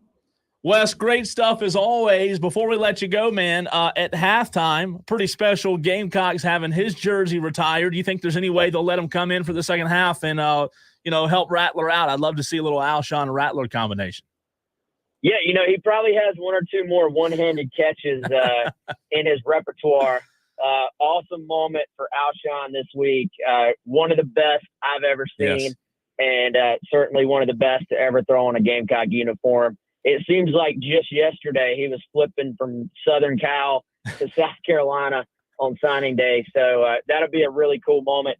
You can tell Carolina has made a concerted effort to try and start to honor some of the guys from that Spurrier era. Obviously, Clowney's number and name went up on the press box last year, and now Alshon going up, this Saturday will be a special moment for him. And he obviously did not end up pumping gas. So that was a really, looking back, that was kind of a classic recruiting win for Carolina, and obviously a great career on the other side. Absolutely. Great stuff as always, Wes. We appreciate your time, and have a good time Saturday. We appreciate talking to you. We'll talk to you soon, okay? All right. Thanks, Cole. Have a good one, man. You too. That's Wes Mitchell, Gamecock Central. Always a great conversation as Alshon Jeffrey will have his jersey retired. The St. Matthews native right here in South Carolina. His jersey will be retired at a halftime. Finished his career at South Carolina, 183 catches, 3,042 yards, and 23 touchdowns. And he said it, one of the best ever do it. All right, final segment of hour number 2 coming your way. Cole Bryson filling in for Rob Brown. Lonzo's in the house as always, making us sound a lot better than we are. Up next, our college dynasties. In the new transfer portal world, are college dynasties now a thing of the past? We'll talk about it next on the Fan Upstate.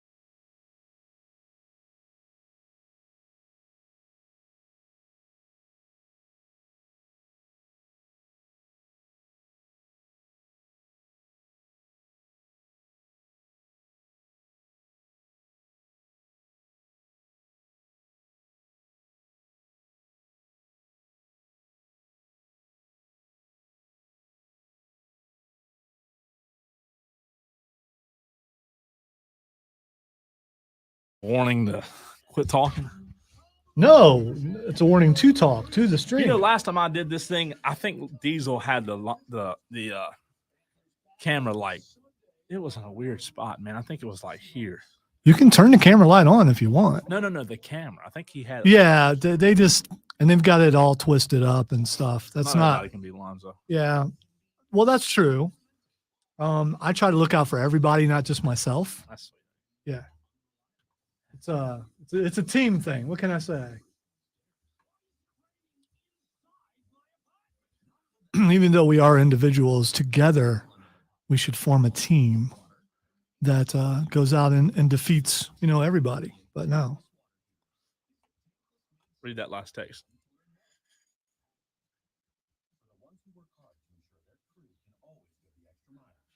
Clueless.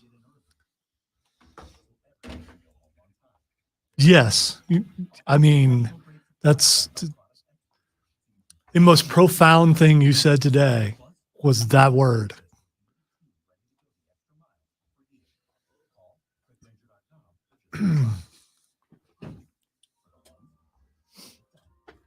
Which is why that's who you call when something goes wrong.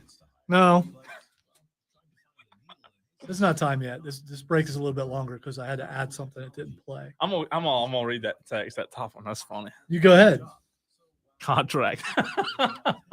Yeah, this is my contract. Hey man, what's a contract? I don't know what that is. I think like in the military, I'd be like a sergeant. Officers get contracts. Officers would be talent. Everybody else just gets hired and works a schedule.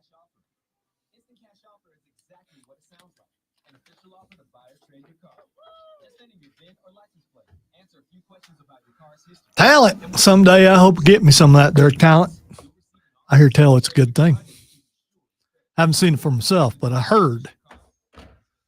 It's a good thing. I got a pretty good opinion coming up. I think you'll like it. Pretty good. I just love all your opinions, Cole. That's why you're here, because you're amazing. Don't be like Mark Hendricks. He just tells me when I walk in there just now that y'all are doing a good job. I said, don't lie. Don't lie, man. Well, yeah, I'm here. So of course you're doing a good job. Man, I wish I was as arrogant as I act like I am. That would be awesome. You would be. You'd be really good at your job. I might.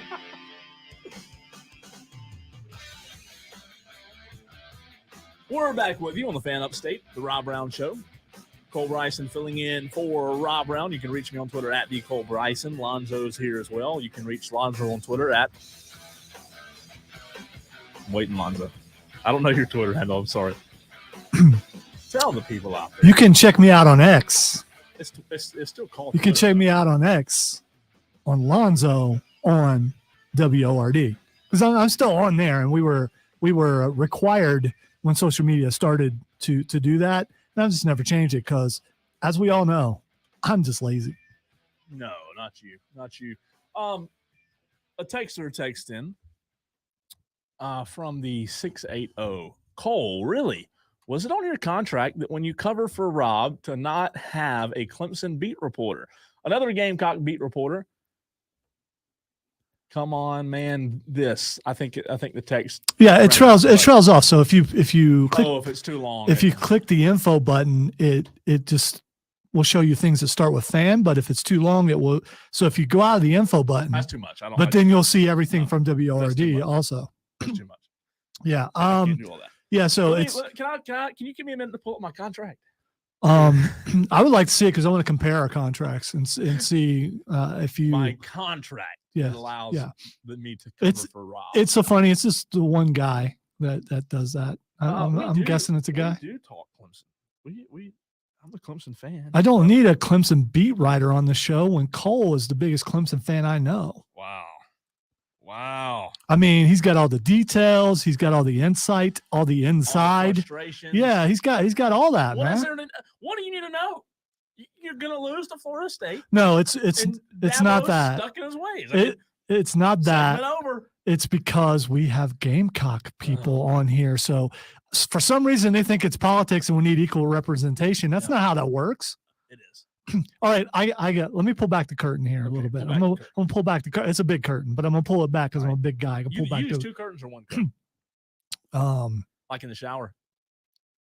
I got a door, but but you know. Excuse me. Yes. Excuse me. It's a big money. It's a mirrored door, so I can just look at me every time I turn around. Anyway, I'm going to pull back the curtain here and tell you that, Clemson beat writers don't want to be on here because of me. And right? so I am willing to take all the blame. It's not. We had one on last time I hosted. It's not. Yeah, that was an accident. It's not Rob's fault. You guys keep blaming Rob, but I don't want it. Okay. And they don't want to be on here with me because they can't handle being on here with me because they'll have to deal with this the whole time they're talking. I'm just going to keep pushing this button and they're just not going to get a word in. Don't you people get enough Clemson? Don't you? You can listen to that other show. You get plenty of Clemson. There's a whole station dedicated to Clemson.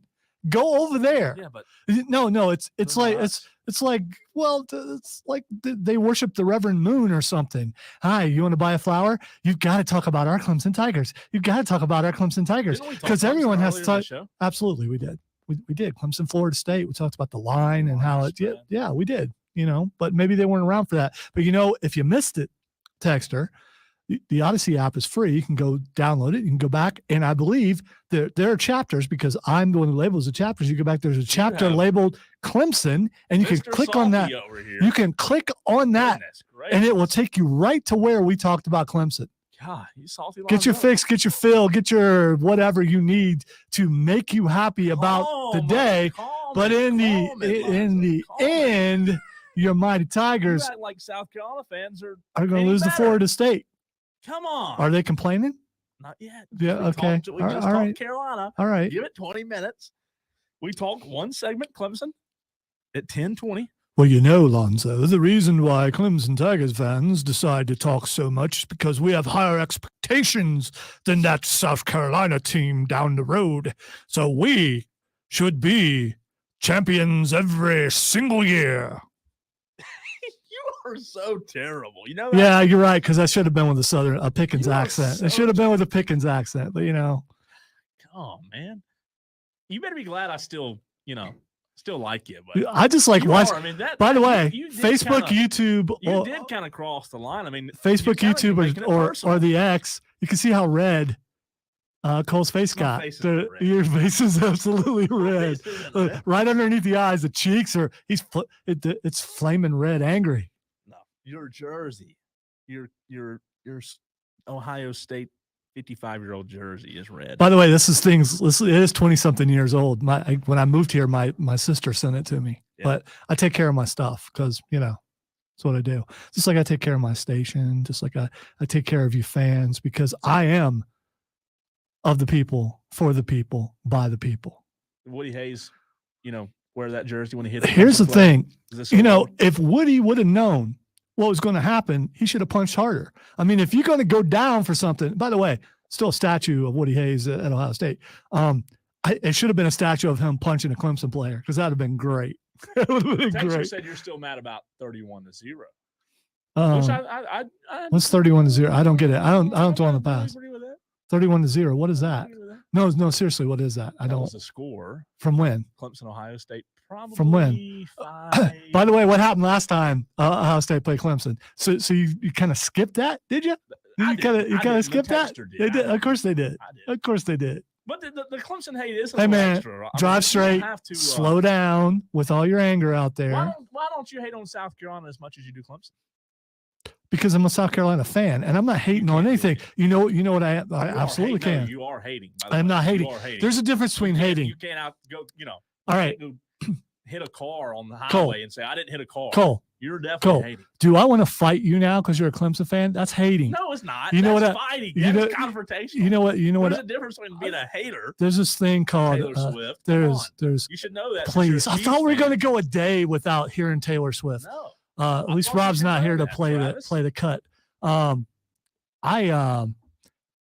know how emotional Clemson fans are. I've had people show up wanting to fight me because of things I've said on the air. Right now, yes, yes, you do. You absolutely do. It's the same. I've looked all year. All day. I usually, you look like you've been out hunting deer. You already got a little bit of red under there, and I know you haven't. Wish I was. Yeah. Instead of hearing this crap. Especially right now, you do. Lonzo. You know what? Just because you're a hater, you know what? I'm going to let you do the rest of the show. No, man, I'm not doing that. Yes, you no, are a no, hater. no. I get well. You know what? I'm not a hater. I still love you. Well, why wouldn't you? And I am love you. not a hater. You are a hater. I don't even play one on the radio. You're I do on truth. Oh, by the way, it's funny. We just talked about Clemson. Literally, if you could read what we're talking about at 11 o'clock, I'll hold my phone over for the Clemson fans saying we're not talking about Clemson. We're talking Clemson. It's not flowers and roses, but we're talking. I think we all know that I'm a grandpa and I can't read what he was just showing me because without my glasses on. All right. This is the Fan Upstate Rob Brown Show. Cole Bryson filling in with Lonzo. It is the best 3 hours of sports radio on a Tuesday right here on the Fan Upstate.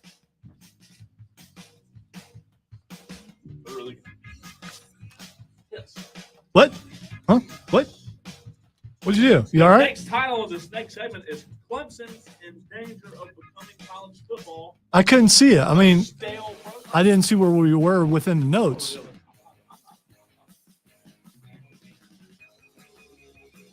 Okay.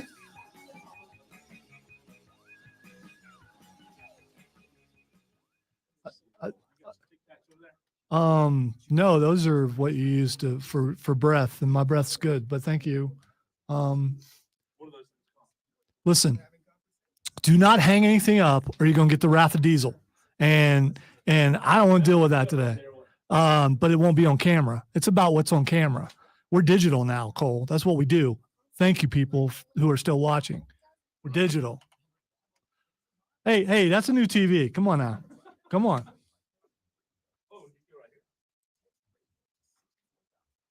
I think there's enough of that over there. Equal representation. Yeah, but you hang that up, you got to take it down at the end of the year. By the way, that, from what I understand, was a guy who delivered it to Diesel and said it actually flew in the stadium. So you should be excited about that instead of being critical of it. I mean, if I was a hater, I'd go take it down right now. I am not a hater.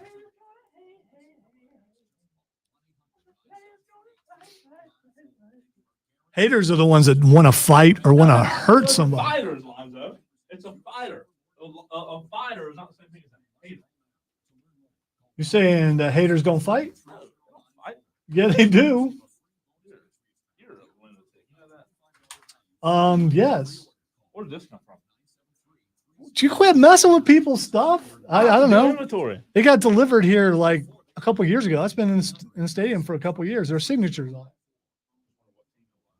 It's Wofford. I know. What team? I'm saying. What team? I think Diesel got that also. He's you don't want to mess with his stuff, man. You put that on, he's gonna get mad. God, I'm way too fat. Diesel ain't here. You're right. It's not like it's not on stream, and there's some tattlers on stream. They speaking of instigation, they love to go tell the other show. You know what they said, dude? that looks like a struggle. That's supposedly game worn. Also, Now it's cold worn. Look at the number. I don't believe it's game worn. Back then, when numbers actually. Back then. Yeah. Yes, it is. That's several years old at least.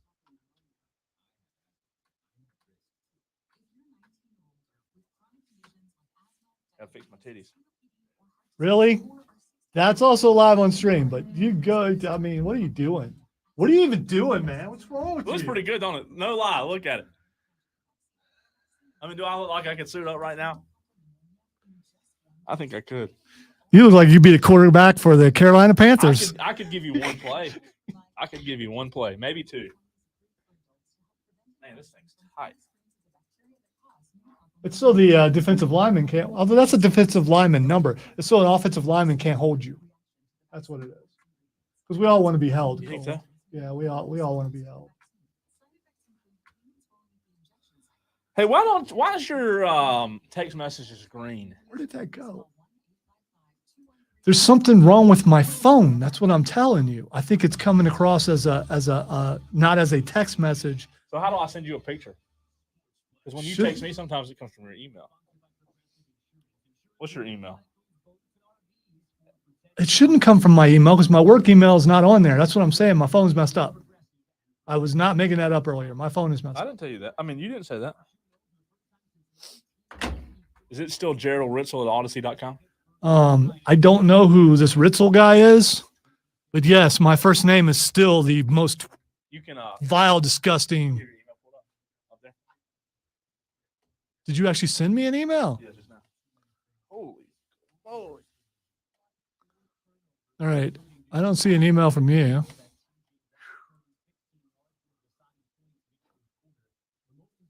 What, did I finally get the? Yes, they sent me a promo. Hard to believe. Or you could have just posted it to your site like you used to do. This ain't Pittsburgh. What are you doing? Is that thing lit up? Oh, that's cool. Did you see that it lit up? No, the towel lit up when you swung it. It's got lights on it. You didn't notice it? Yeah. Swing it and you'll see it. See it?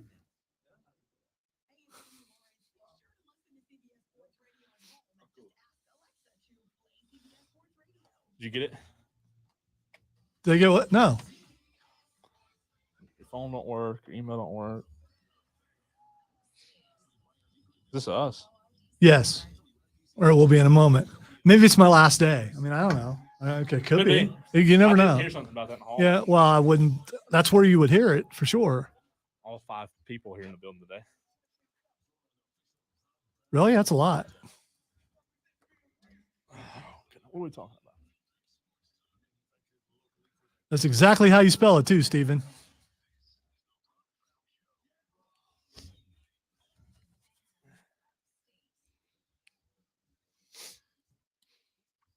It is the Rob Brown Show on the Fan Upstate. Cole Bryson filling in for Rob Brown. Rob Brown and I saw each other last night. He was on the other side of the stadium in a Saints jersey, so I think it was him. I couldn't really tell.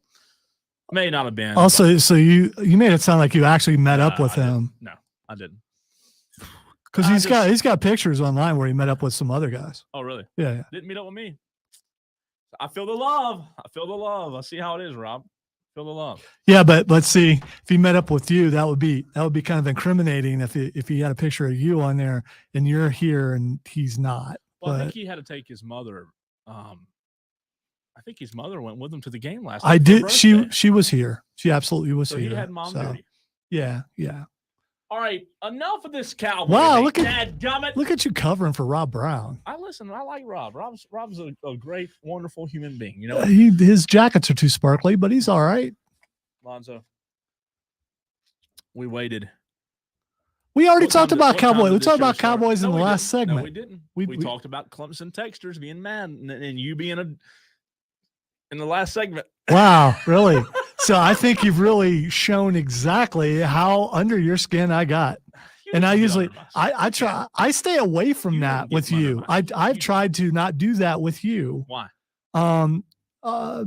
Because you're all right. And you seem to be an emotional guy. And I didn't want you to get mad. Where did you get that from? You look at your cheeks right now. I mean, it could be you were up extra. So maybe you're doing laps in the hall. Maybe that's why you're I've seen you be angry before, Cole. I've never one time seen me angry. Oh, yes, I have. We've known each other a lot. By the way, I would not be specific on the air about what you were mad about or who you might have been mad about. Was this station? Yes. Like, were we here? It was a phone call. Oh, I remember.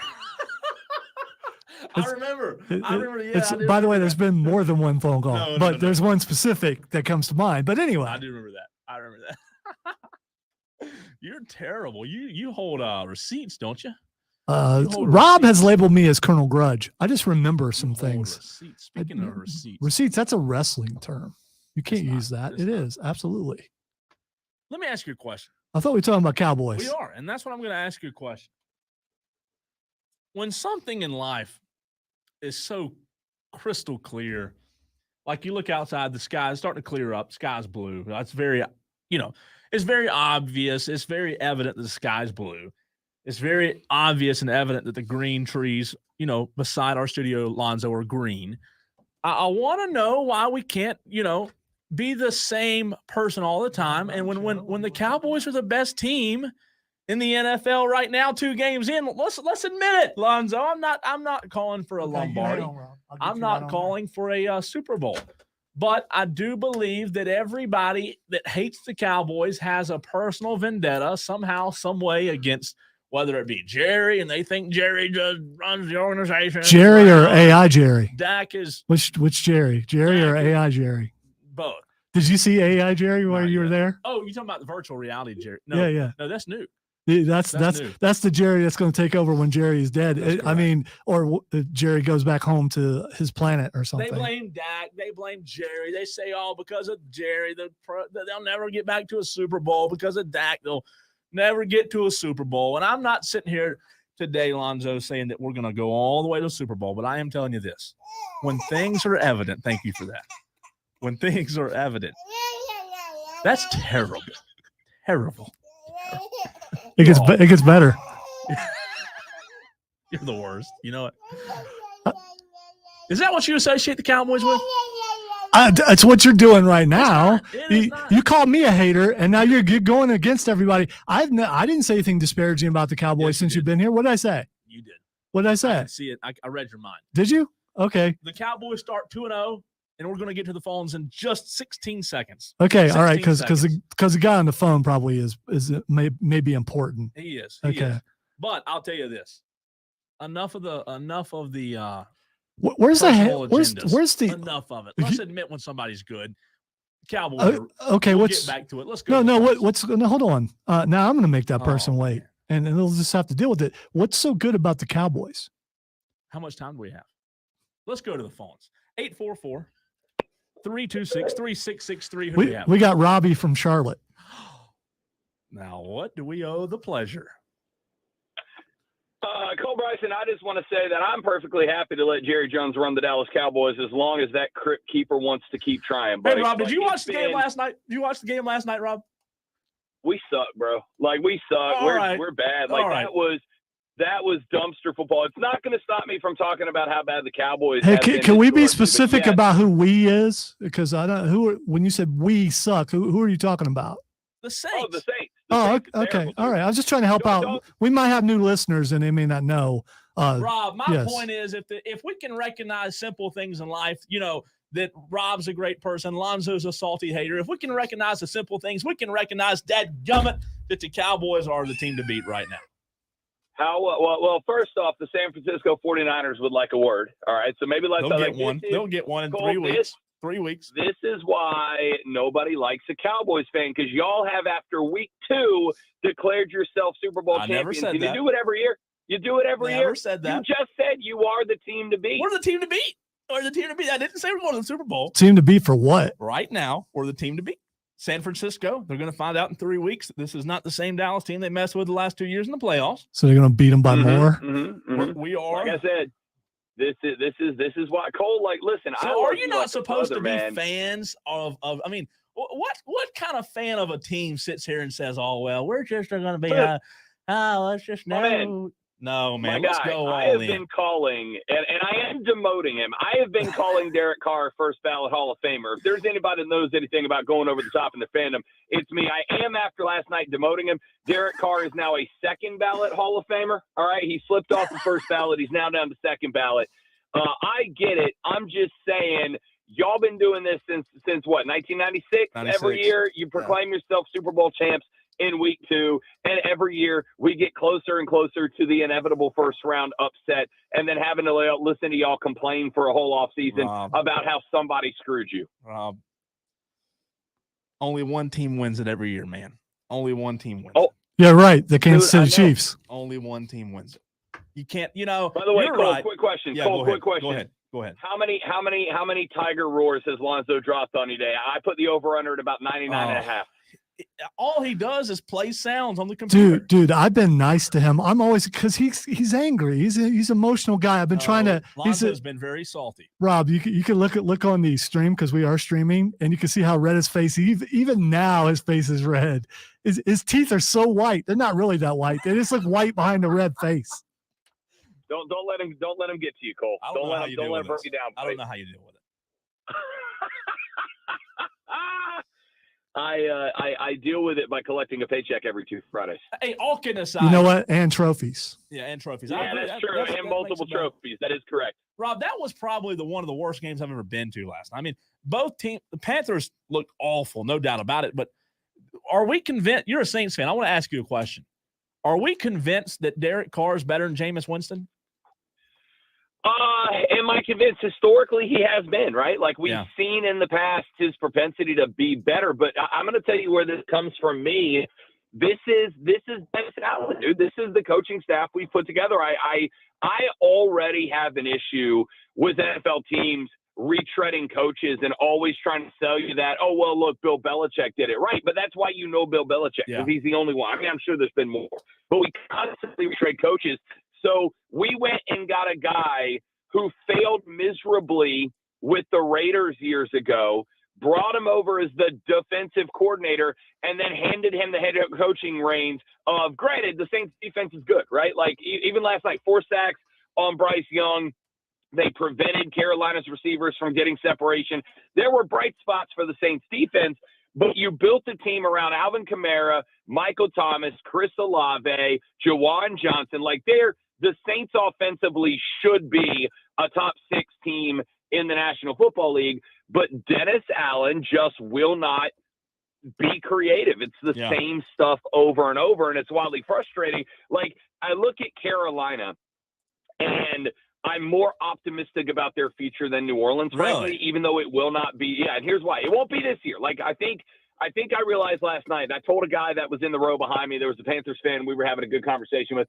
I said, you guys are going to be happier when you take off the playoff run in 2023 cap, right? Like, you're not going to the playoffs this year. And I don't mean that to be mean. Yeah. I'm saying this is not the year. This is BY's education year. This is his final year of getting ready for next year. There are still things that need to be done. They need better wide receivers, right? Like Jonathan Mingo is not a separation wide receiver. Adam Thielen's only good when the coverage can't press up. And since there's no vertical threat right now, defenses can play pressed up on Adam Thielen, and it takes him out of the equation. So there's still roster building to go. But the good news is this year is not the year you're gunning to be good. For I don't New think Orleans, they have the right head coach, pretty Rob. much this year a bust. I don't think the Panthers have the right head coach. Just my 2 cents. I don't think they do. Listen, I am like 75% in on Frank Reich. I think he got a raw deal at Indy because I think Jim Irsay did a little much of the booger sugar and lost his mind. And I think that he got a raw deal in Indy. So I'm not against Frank Reich. I think he is a guy that can work with a quarterback and build an offense around that guy. I really do think that and I'm putting myself in this group, I'll take myself down too. I think that we all looked at the off season and we all got very excited about BY and Miles Sanders, and we did not look and go, but the roster's not done being built No, yet, it's right? not. Like, but how much more excited, Rob, would we be right now if Sean Payton was the head football coach? I don't think it would matter. Like, I think the offense would be a little bit. The offense would be a little bit more creative. I'm not going to argue that. But let's not sit here and pretend like the Denver Broncos aren't 0-2 as well, bro. Like, I know. They're also 0-2 with Sean Payton. And Russell Wilson. Arguably have a better roster built right now. I'm not sold on the Frank Reich. I'm not. Hopefully I'm wrong because I do like Bryce Young. I do like him. I think he has potential. I'm not going to buy the maybe vendetta from Lonzo either. I don't buy that. Maybe Bryce will show up right now. All we've seen is Bruce, and Bruce isn't very good. Oh. Look, I'm gonna tell you right now. In the 2+ years I have been working with Lonzo, I loved him dearly. He is the greatest producer in the history of producers. Yeah. But that Too Short clip is gonna make my head explode because he's not. It is not him being short, dude. It is he's got wide receivers that create no separation. Miles Sanders was supposed to be the man at running back. He's just not. And they have an offensive line. And granted, Brady Christensen's out. He's on the IL now. But this offensive line is not getting it done, man. Like, Nope. and I want to say first and foremost, and this is something I think got overlooked last night. The Saints defensive line and linebackers are good. That's the bread and butter of this team. The front seven of the Saints is one of the better front sevens in the NFL. Nope. So not getting it done against the Saints front seven is not the end of the world, as long as you're not getting it done and you're able to throw quicks to the outside to kind of mitigate that. And they couldn't do that last night. But that comes down to Adam Thielen by himself is not enough. And I really like DJ Chark, but you don't have that pure vertical wide receiver. If you kept this offense the way it was and kept DJ Moore in this offense, Carolina's probably 2-0 right now, to be honest with you. Duh.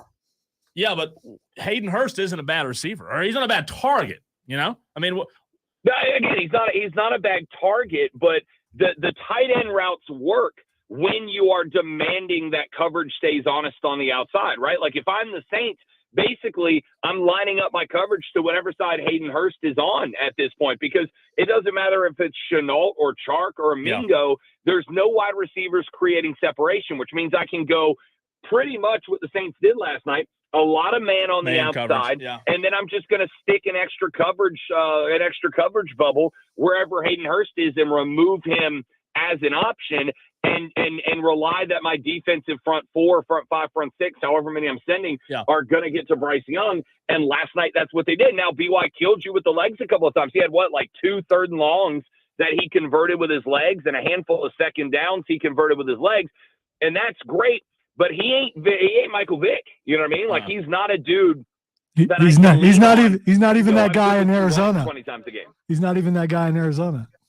Yeah, no. Listen, you're not wrong. You're not wrong. On to what I've disagreed on everything about Bryce Young, but yes, no. He can get out of the pocket and he can roll, but he's not going to blow you away. So again, like I think the blueprint's out now against Carolina, which is you man on the outside because receivers can't create separation. You throw an extra cover member wherever Hayden Hurst is to remove him from the equation. And once you do those two things, you got to make Bryce Young beat you. And he's in game. Like I think you said a few minutes ago, I've been listening for the last hour and a half or so, Cole, and you said a minute ago, it's his second NFL game, dude. Yeah. Like he's played 2 games. At this point, if you're expecting this guy to be a wizard, you're going to be sorely disappointed. All right. So here's the thing. You guys both were there. He looks scared or confused or scared and confused. And he was supposed to be really, really smart. Why does he look confused? Scared from? Because I looked in his eyes. Well, if you're running for your life, that doesn't mean you look scared. He looks scared. He absolutely looks scared. Rob, did he look scared to you? Nope. He did not look scared. Did he look confused? He looked to me last night like a guy who realized my offensive line is making me get rid of the ball half a second to a second faster than I'd like in my progression. Yeah. Like, I think part of the reason we talked about separation, I've talked about it a lot, but I think a lot of the frustration comes from in order for a receiver to create separation, you need to give him time to hit that 5 or 7 yard mark, to plant the inside or outside foot, and to make a move to create that separation. And that takes you about 3/4 of a second. And BY is basically getting the snap. He's getting 3/4 of a second. And then he's got to start moving laterally, and he's got to take his eyes off the receivers to avoid the rush. If that dude was getting average time in the pocket in the NFL, then the receivers would have another 1/4 to a half a second to stick that foot in the ground and make a move. But since they can't, Bryce knows what the next step is, which is I'm going to have to avoid pressure and try to throw someone open instead of try to throw to someone who is open. All right.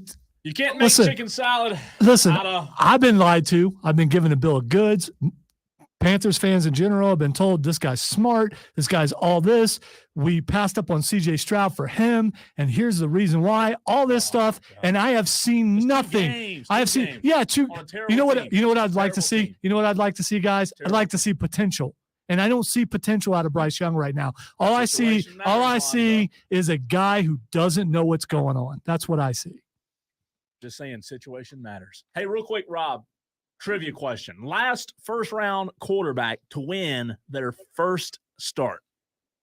I believe the last first, aren't they like 1-12? in the last 13 at this point? It's been it's been early 2000s. All right, let me see. Early 2000s. I'm gonna go with Big Nerd. Who's that? Early 2000s. It was all right. So that takes Trevor out of the equation. Yep. My goodness. Between I'll give you a hint. Wait. I gotta guess. All right, I gotta guess. I'm taking a stab. Eli Manning. Okay. I'm gonna go but Andrew Luck. No, it's between the two Manning brothers. But the time frame between the two drafts. So The time. that narrows it down to like Does it 5 narrow years. it down? Doesn't. Yeah, 5 years. Five because 98. Peyton was 98, and then Eli was 3, 4, maybe 5. All right, his last name was the same name as the quarterback last night. How about that? I'll give it away. Steve Young was not in the early 90s, buddy. David Carr. Oh, okay. There you go. About it. Wow. Been a while. Wow. It has been a How minute, many man. of them won their second game though? That's a good question. Because I'm you're talking not about that first good. game, and Yeah. this Not was the that second game. I know, but he didn't win his first either. So, it's been a long time. Been a long time since David Carr. Rob, are you made it back yet? No, as a matter of fact, I am currently sitting in the parking lot at Kings Mountain National Battlefield in Memorial. I'm going to go do a little nerd-ass tourism and walk around a Revolutionary War battlefield for about 30 minutes before I head back to the house. Good deal, man. Be a nerd. Hey, and there's a little place you can spend some money right not far from there if you want to go put a little blackjack on the table. Now, listen, I got to tell you, boys, my Saints killed 3 different parlays I had on that game last night, so I think I'm taking about a 1-week break from the gambling. I like it. I'm playing Rob's Battlefield theme right now. I That's do like what that's what it's when he's yeah. That's good. I like it. When he visits battlefields, you don't want to go with him though, because you'll be there a while if you're not into that. Yeah. I'm just guessing. Yeah, because he likes to gaze. Yeah. Hey, Rob, be safe coming back, man. I got it, fellas. Cole doing a great job, buddy. Appreciate Thank it, you, man. Lonzo. I'll see you tomorrow, big dog. Wow, I can't believe he cut you off like that. Oh, see, there he is. He's the pot stirrer. Bye, Rob. He is the pot stirrer. All right, coming up next, he is. I can't take you serious, Lonzo. He's the host of Daily Tip for Odyssey and BetMGM. Michael Jenkins joins the program next on the Fan Upstate. Okay, why would you want to take me seriously?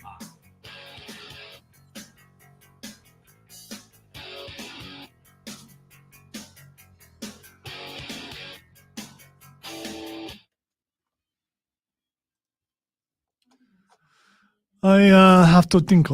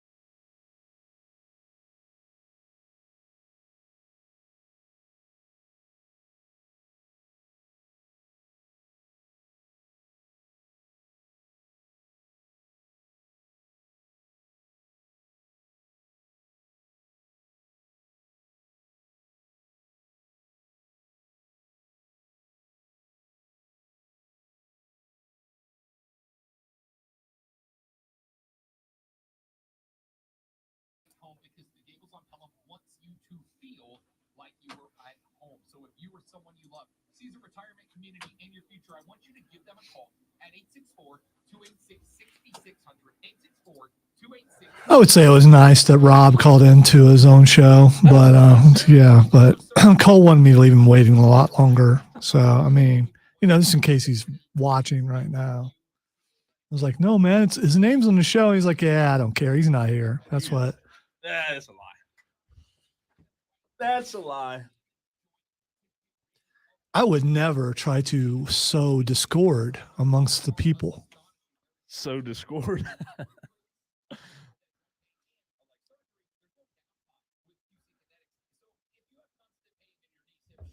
All right. All right. So a texter agrees with me that Bryce Young was looking scared. It was you that texted in, Lonzo. It was not. I can. I mean, it's not that hard to compare numbers. You have my phone number. Come on now. I don't text a show I'm on. That's too Kevin Garnettish. I would never do such a thing. In other words, I don't have a burner, so I can't, if I had a burner, I still wouldn't do it because I probably should call the guest. Yeah, call him up.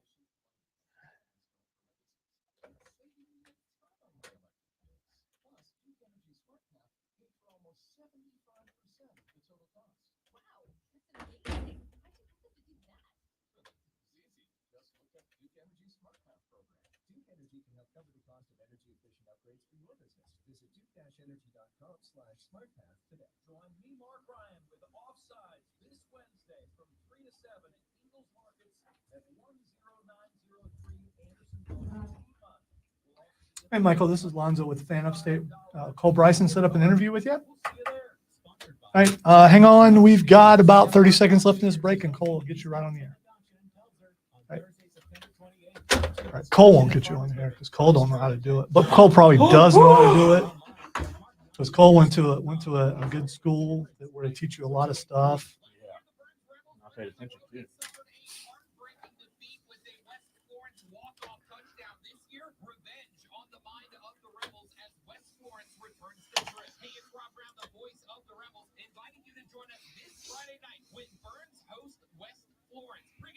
Kickoff at 7:30. It's Burns Rebels High School football, powered by your local Eagles Market and Founders Federal Credit Union on the Fan Upstate. 97.1 FM Spartanburg, 97.7 FM Greenville, and free on the Odyssey app.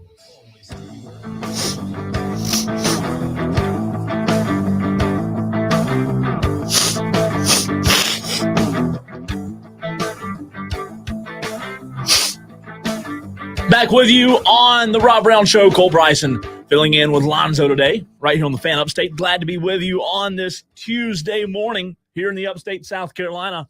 Always a pleasure as we bring in our final guest of the program. He's the host of Daily Tip for Odyssey and BetMGM. His name is Michael Jenkins. Michael, good morning. How are you, sir? I'm doing great this morning. How about you? It's funny. I did not realize that my girlfriend, I heard Burns High School, I think, on the radio, yes, if I'm not mistaken, and she went to Burns. No kidding. She's in the other room and started bouncing up and down. She's very excited to hear that. But that I'm is great crazy, this morning. Good to talk to you. Man. Listen, yeah. we carry them on this station, so how crazy of a coincidence is that?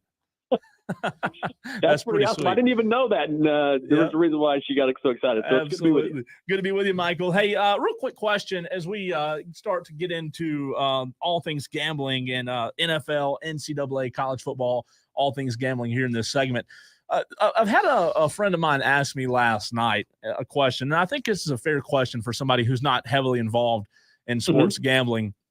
A program like Colorado loses a standout receiver in Travis Hunter, right?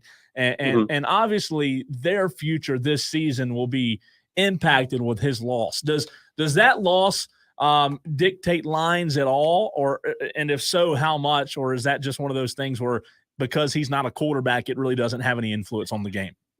I think that's a great question, and I would say two things here. Number one is you're right in that normally it's a quarterback that moves the number. It's hard for someone else to do that. But I think in this particular case, I think it does have an effect for a couple reasons. Number one is that Colorado's a little top heavy as far as their talent. Now, Deion's done a great job. Coach Prime has done an awesome job with those guys.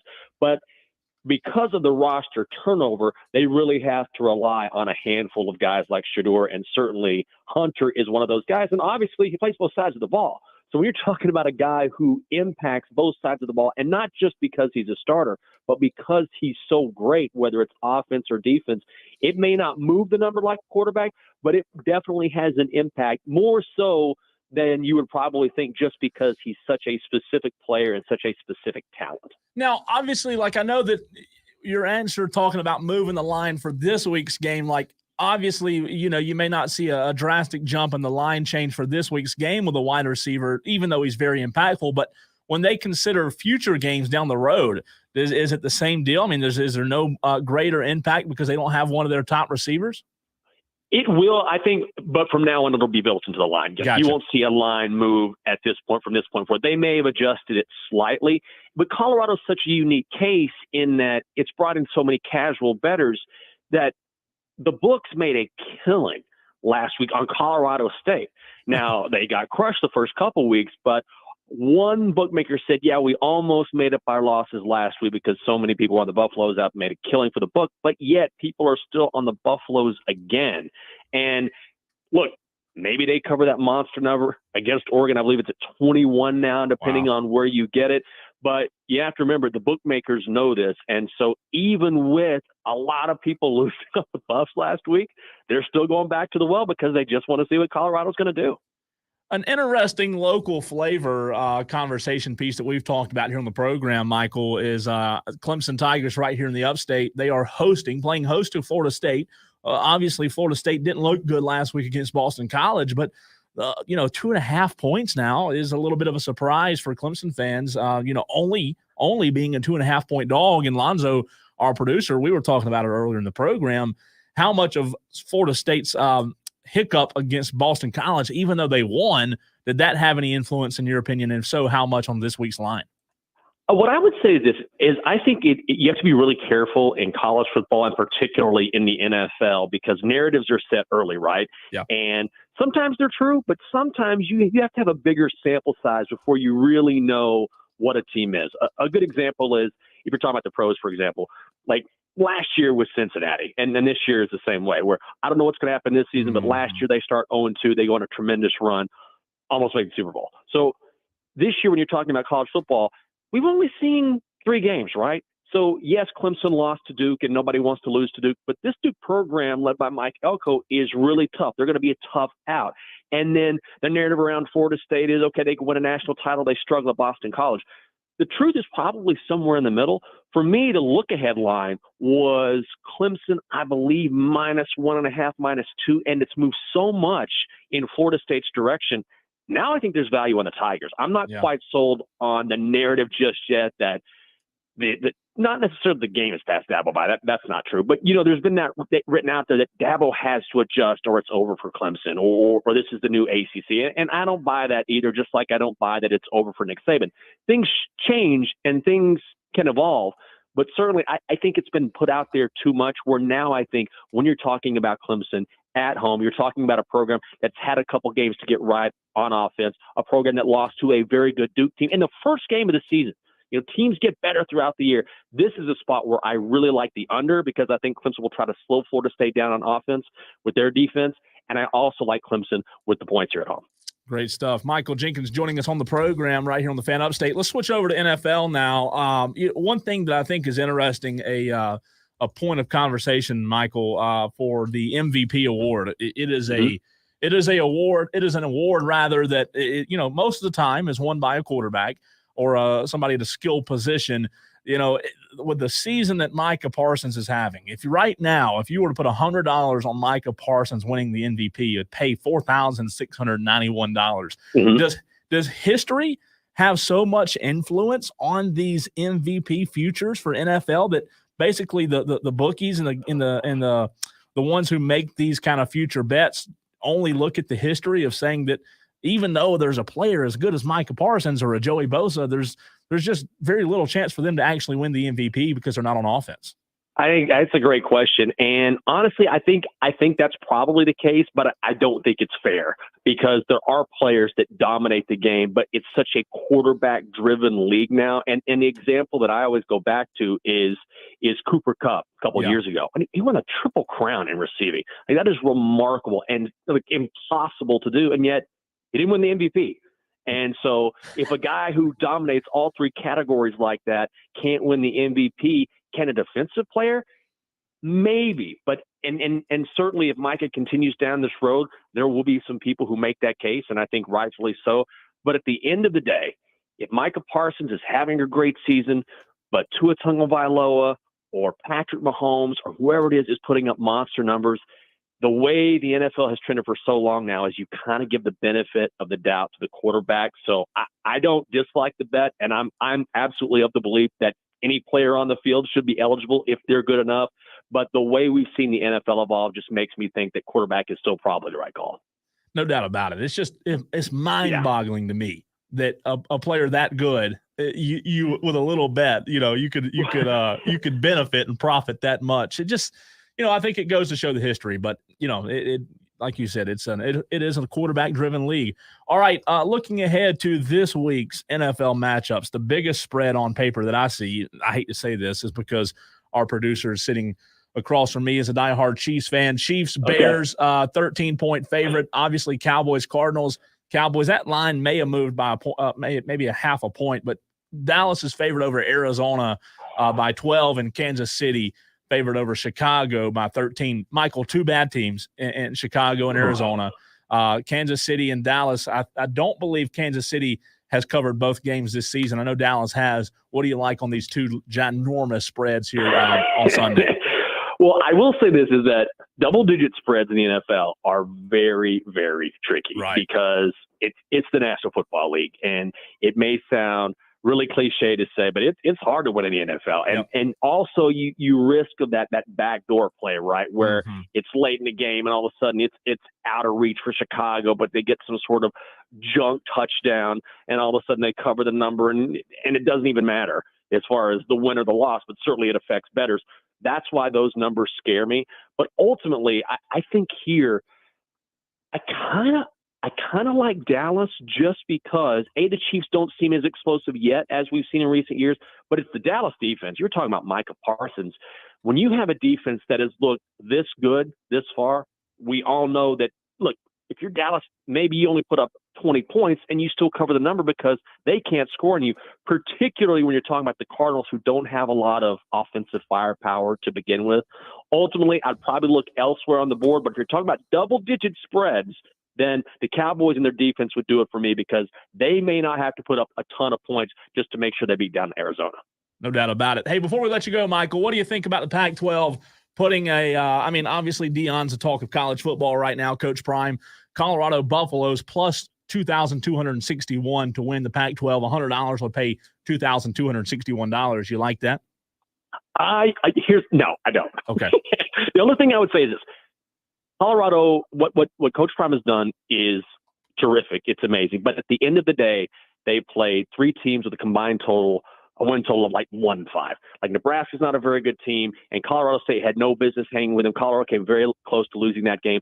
The Pac-12, before it breaks up, is very, very good this season. And we're going to see some weaknesses shown by the Buffaloes. As great of a story as it is, the numbers are the numbers and the players are the players. And teams like Oregon, UCLA, Utah, even USC, they have a really rough road coming up. And so, unfortunately, it's not that the story's going to end, but there are going to be some ups and downs along the way.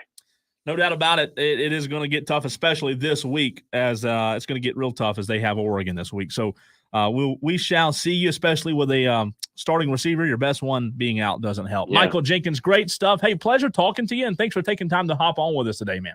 Hey, you bet. My pleasure. You guys have a good one. You too. That's Michael Jenkins. He's the host of the Daily Tip for Odyssey and BetMGM.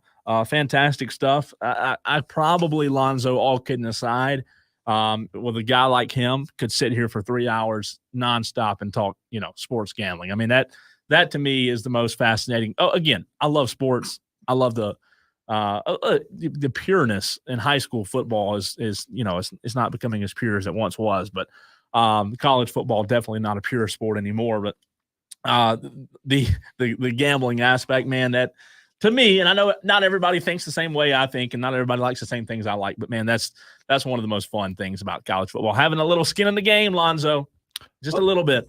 Producers don't talk. You know what? I don't know who said that. Did Rob Brown say that?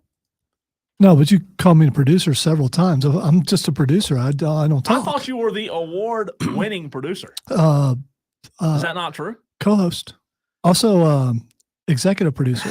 So you're doing that thing that some other show does. I never said that. You do that thing some other show does where immediately someone becomes that lesser thing. No, when says producer, they think they are thought very highly. When the adults are talking, supposedly that other person becomes and yeah, I did just make this all about me. You did. I did, absolutely. You know, they wrote a song about you.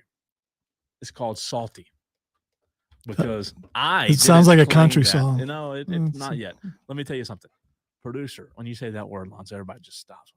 I mean, they are just blown away. By the way, we both know that's a lie. And yeah, it's absolutely a lie. So, all right. All right. Final segment of the show coming up with me and our lovely co-host, Lonzo. He's also, he does a little producing from time to time, but he's the co-host. He's the executive producer. Thank you. You take 5 steps out that door and look at my door. What's it say?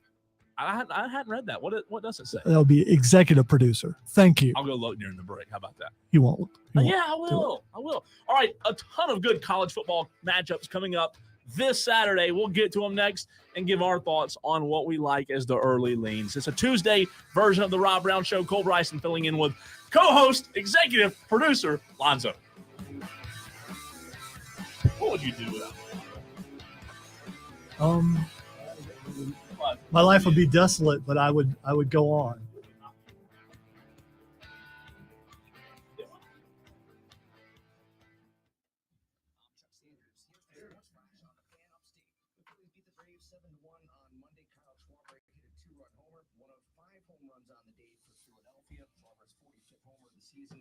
I remember someone did that to me on the air on another show. No, wait. And Jim Zoki was on. And Jim Zoki said, "Oh, am I talking to the host right now?" It was my most favorite thing of all time. But what you have to because he destroyed him when he said that. What you have to admit is there probably was an agenda when that person said it. There may have been. I'm just curious. Was there with me? I do not know what's in another man's heart. I know what's in a woman's heart. When they look at me, they're like, swoon. So I don't know what's taught at fine universities when it comes to this kind of work, because I didn't go to school for this. So maybe this is Radio 101. The producer is the grocery bagger of radio, and they should be treated as such. I think you are so far off you don't even know. Well, apparently, you just haven't produced in so long. You've been talent for so long that you no longer want to. You're no longer with the brotherhood. It's very. That's what it is. When you say my producer, you're no longer with the brotherhood. That's not the tone you use. Since when was producer a derogatory term? Since the beginning of radio. No, it's not. Yes, it is. I've never thought that in my life. Well, never have one time thought. Hopefully now next time before you spew your venom, you will think about it. Yeah, there right. Is no show without producer. Yeah. I'm not as. If I were just a producer, I would be so thankful to have, even though it wasn't my name, but producer, my title mentioned on the air would be so awesome, because that would be acknowledgement that I'm in the room.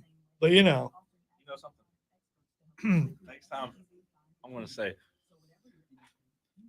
our executive producer / co-host / award-winning. It's not all about me. I'm speaking out for the people, as I've said many times. Hey, I could have not even said anything about you at all. I could have said. You're right. You know what? That would have been better. It would have been better. It would have been better. Yes, it would have been better. I said your name too. No, you didn't. Yes, I did. No, you didn't. I did say Lonzo. I said our producer. I swear. Come on, streamers, take up for me. Yeah, that's not Hey, happening. what's this thing about me being barefoot? What does that mean? Rob does not like people having bare feet. Yeah, he'll die. He'll die when he sees that. One of the punishments for bets last year is he had to take his shoes off. I have flip flops on. Yeah, me too. I'm rocking the slides today. So I mean, feet, look. Yeah, mine are ugly, but I don't care. I can sell them online. Yeah. Oh, this is impressive, isn't it? Yes, exactly, Steven. We all heard it.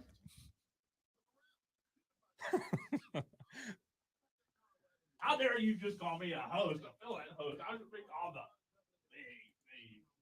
executive host. You are the most. No, you're the host of the Saturday Morning Scramble. You are the most salty. I am not salty. Well, maybe the beard is a little, but that's more pepper. It's more pepper than salt. Salty would mean anger, and I'm not. Just like No. I'm not angry. I'm not angry. Being a hater doesn't mean a fight. By the way, Two see, different words. no emotion involved over here. I'm just stating facts because that's what I do. That's why my face doesn't turn red like Cole's. So My face is not red. It is. Look at you. Look at right underneath there. Yeah. Sure.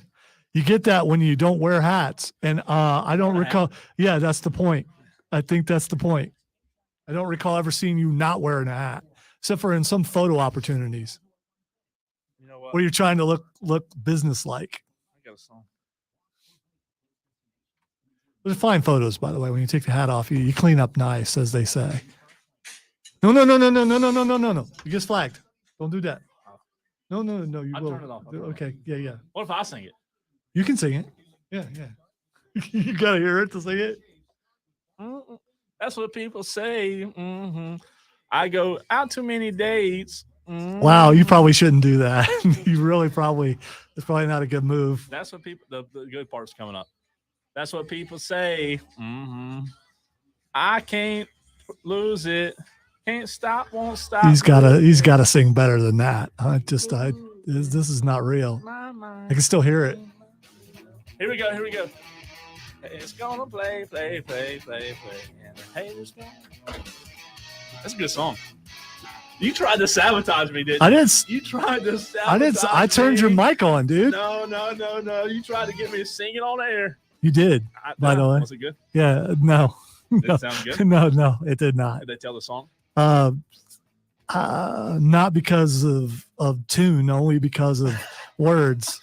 I mean, I didn't know you signed up for Comedy Zone. I thought you were. I know we have a Comedy Zone here in Greenville somewhere. I'm going to go ahead and just sign you up since you've just turned into Mr. Comedian over there. I have never said one single funny thing in my entire life. You haven't? No, I don't know what that is. I don't know how to do it. I am strictly business. Strictly business. I don't know. I don't even know what to say. Well, you got to find something to say because we got. Right, I'm going to switch it up on you. And I am going to go to a topic that before this wonderful show closes the doors because Lonzo doesn't use curtains. He's too high dollar. Too close into doors. I mean, do you know something I show. don't know first? Yeah, okay. For today, it's been real, yo. We're going to look at this week's matchups, but I wanted to get to my Shane Beamer vendetta, and I want to see what your thoughts are because you're a hater, so I want to see if you agree with me or you. All kidding aside, I do think you will agree with me a little bit. All right, you want to hear it? Even if you don't want to, I'm going to tell you anyways. All right, my vendetta against Shane Beamer is this. I am a Clemson fan. I do like Shane Beamer. I do think that Shane Beamer is the right guy. I think South Carolina has the right guy leading their program. I think Shane Beamer, who has come on this program, I think that he has incredible he has an incredible gift of being able to lead and rally guys and create an incredible culture. However, there is one thing that I do not like that he does, Lonzo. There is just one thing that I have found. It's only one. I was talking to a South Carolina friend of mine, and I believe he's listening. We were talking about Wait. So Clemson fans can have South Carolina friends? 100%. Wow. 100%. I'm enlightened. 100%. Friendship's more important than fandom. Lonzo, just FYI. I will say this. I don't like the way Beamer is above the media in terms of him not being able to ask certain questions. And to me, he comes across as so like Steve Spurrier. No, not at all. To me, Beamer becomes offended in almost an arrogant way when he's asked a question that he don't think that he should have been asked. And he has that smirk and he makes that face and he's just, he has this arrogance about him and he feels like he's above being asked these certain questions. And he goes on these rants and he gets upset with the person who asked the question. And it's like, dude, it's their job to ask difficult questions. If you don't like difficult questions, you're in the wrong business, Bubba. I mean, and there's a South Carolina friend of mine. Before you interrupt me, hey, there was Bubba, a South Carolina friend who agreed, Bubba. Really, Listen, Bubba? There is a South Carolina fan who was the one that brought this up, and I told him, I said, I've been saying this for a year that I don't like the moxie about him. I don't like the. Do you not ever have you not ever seen the way Lonzo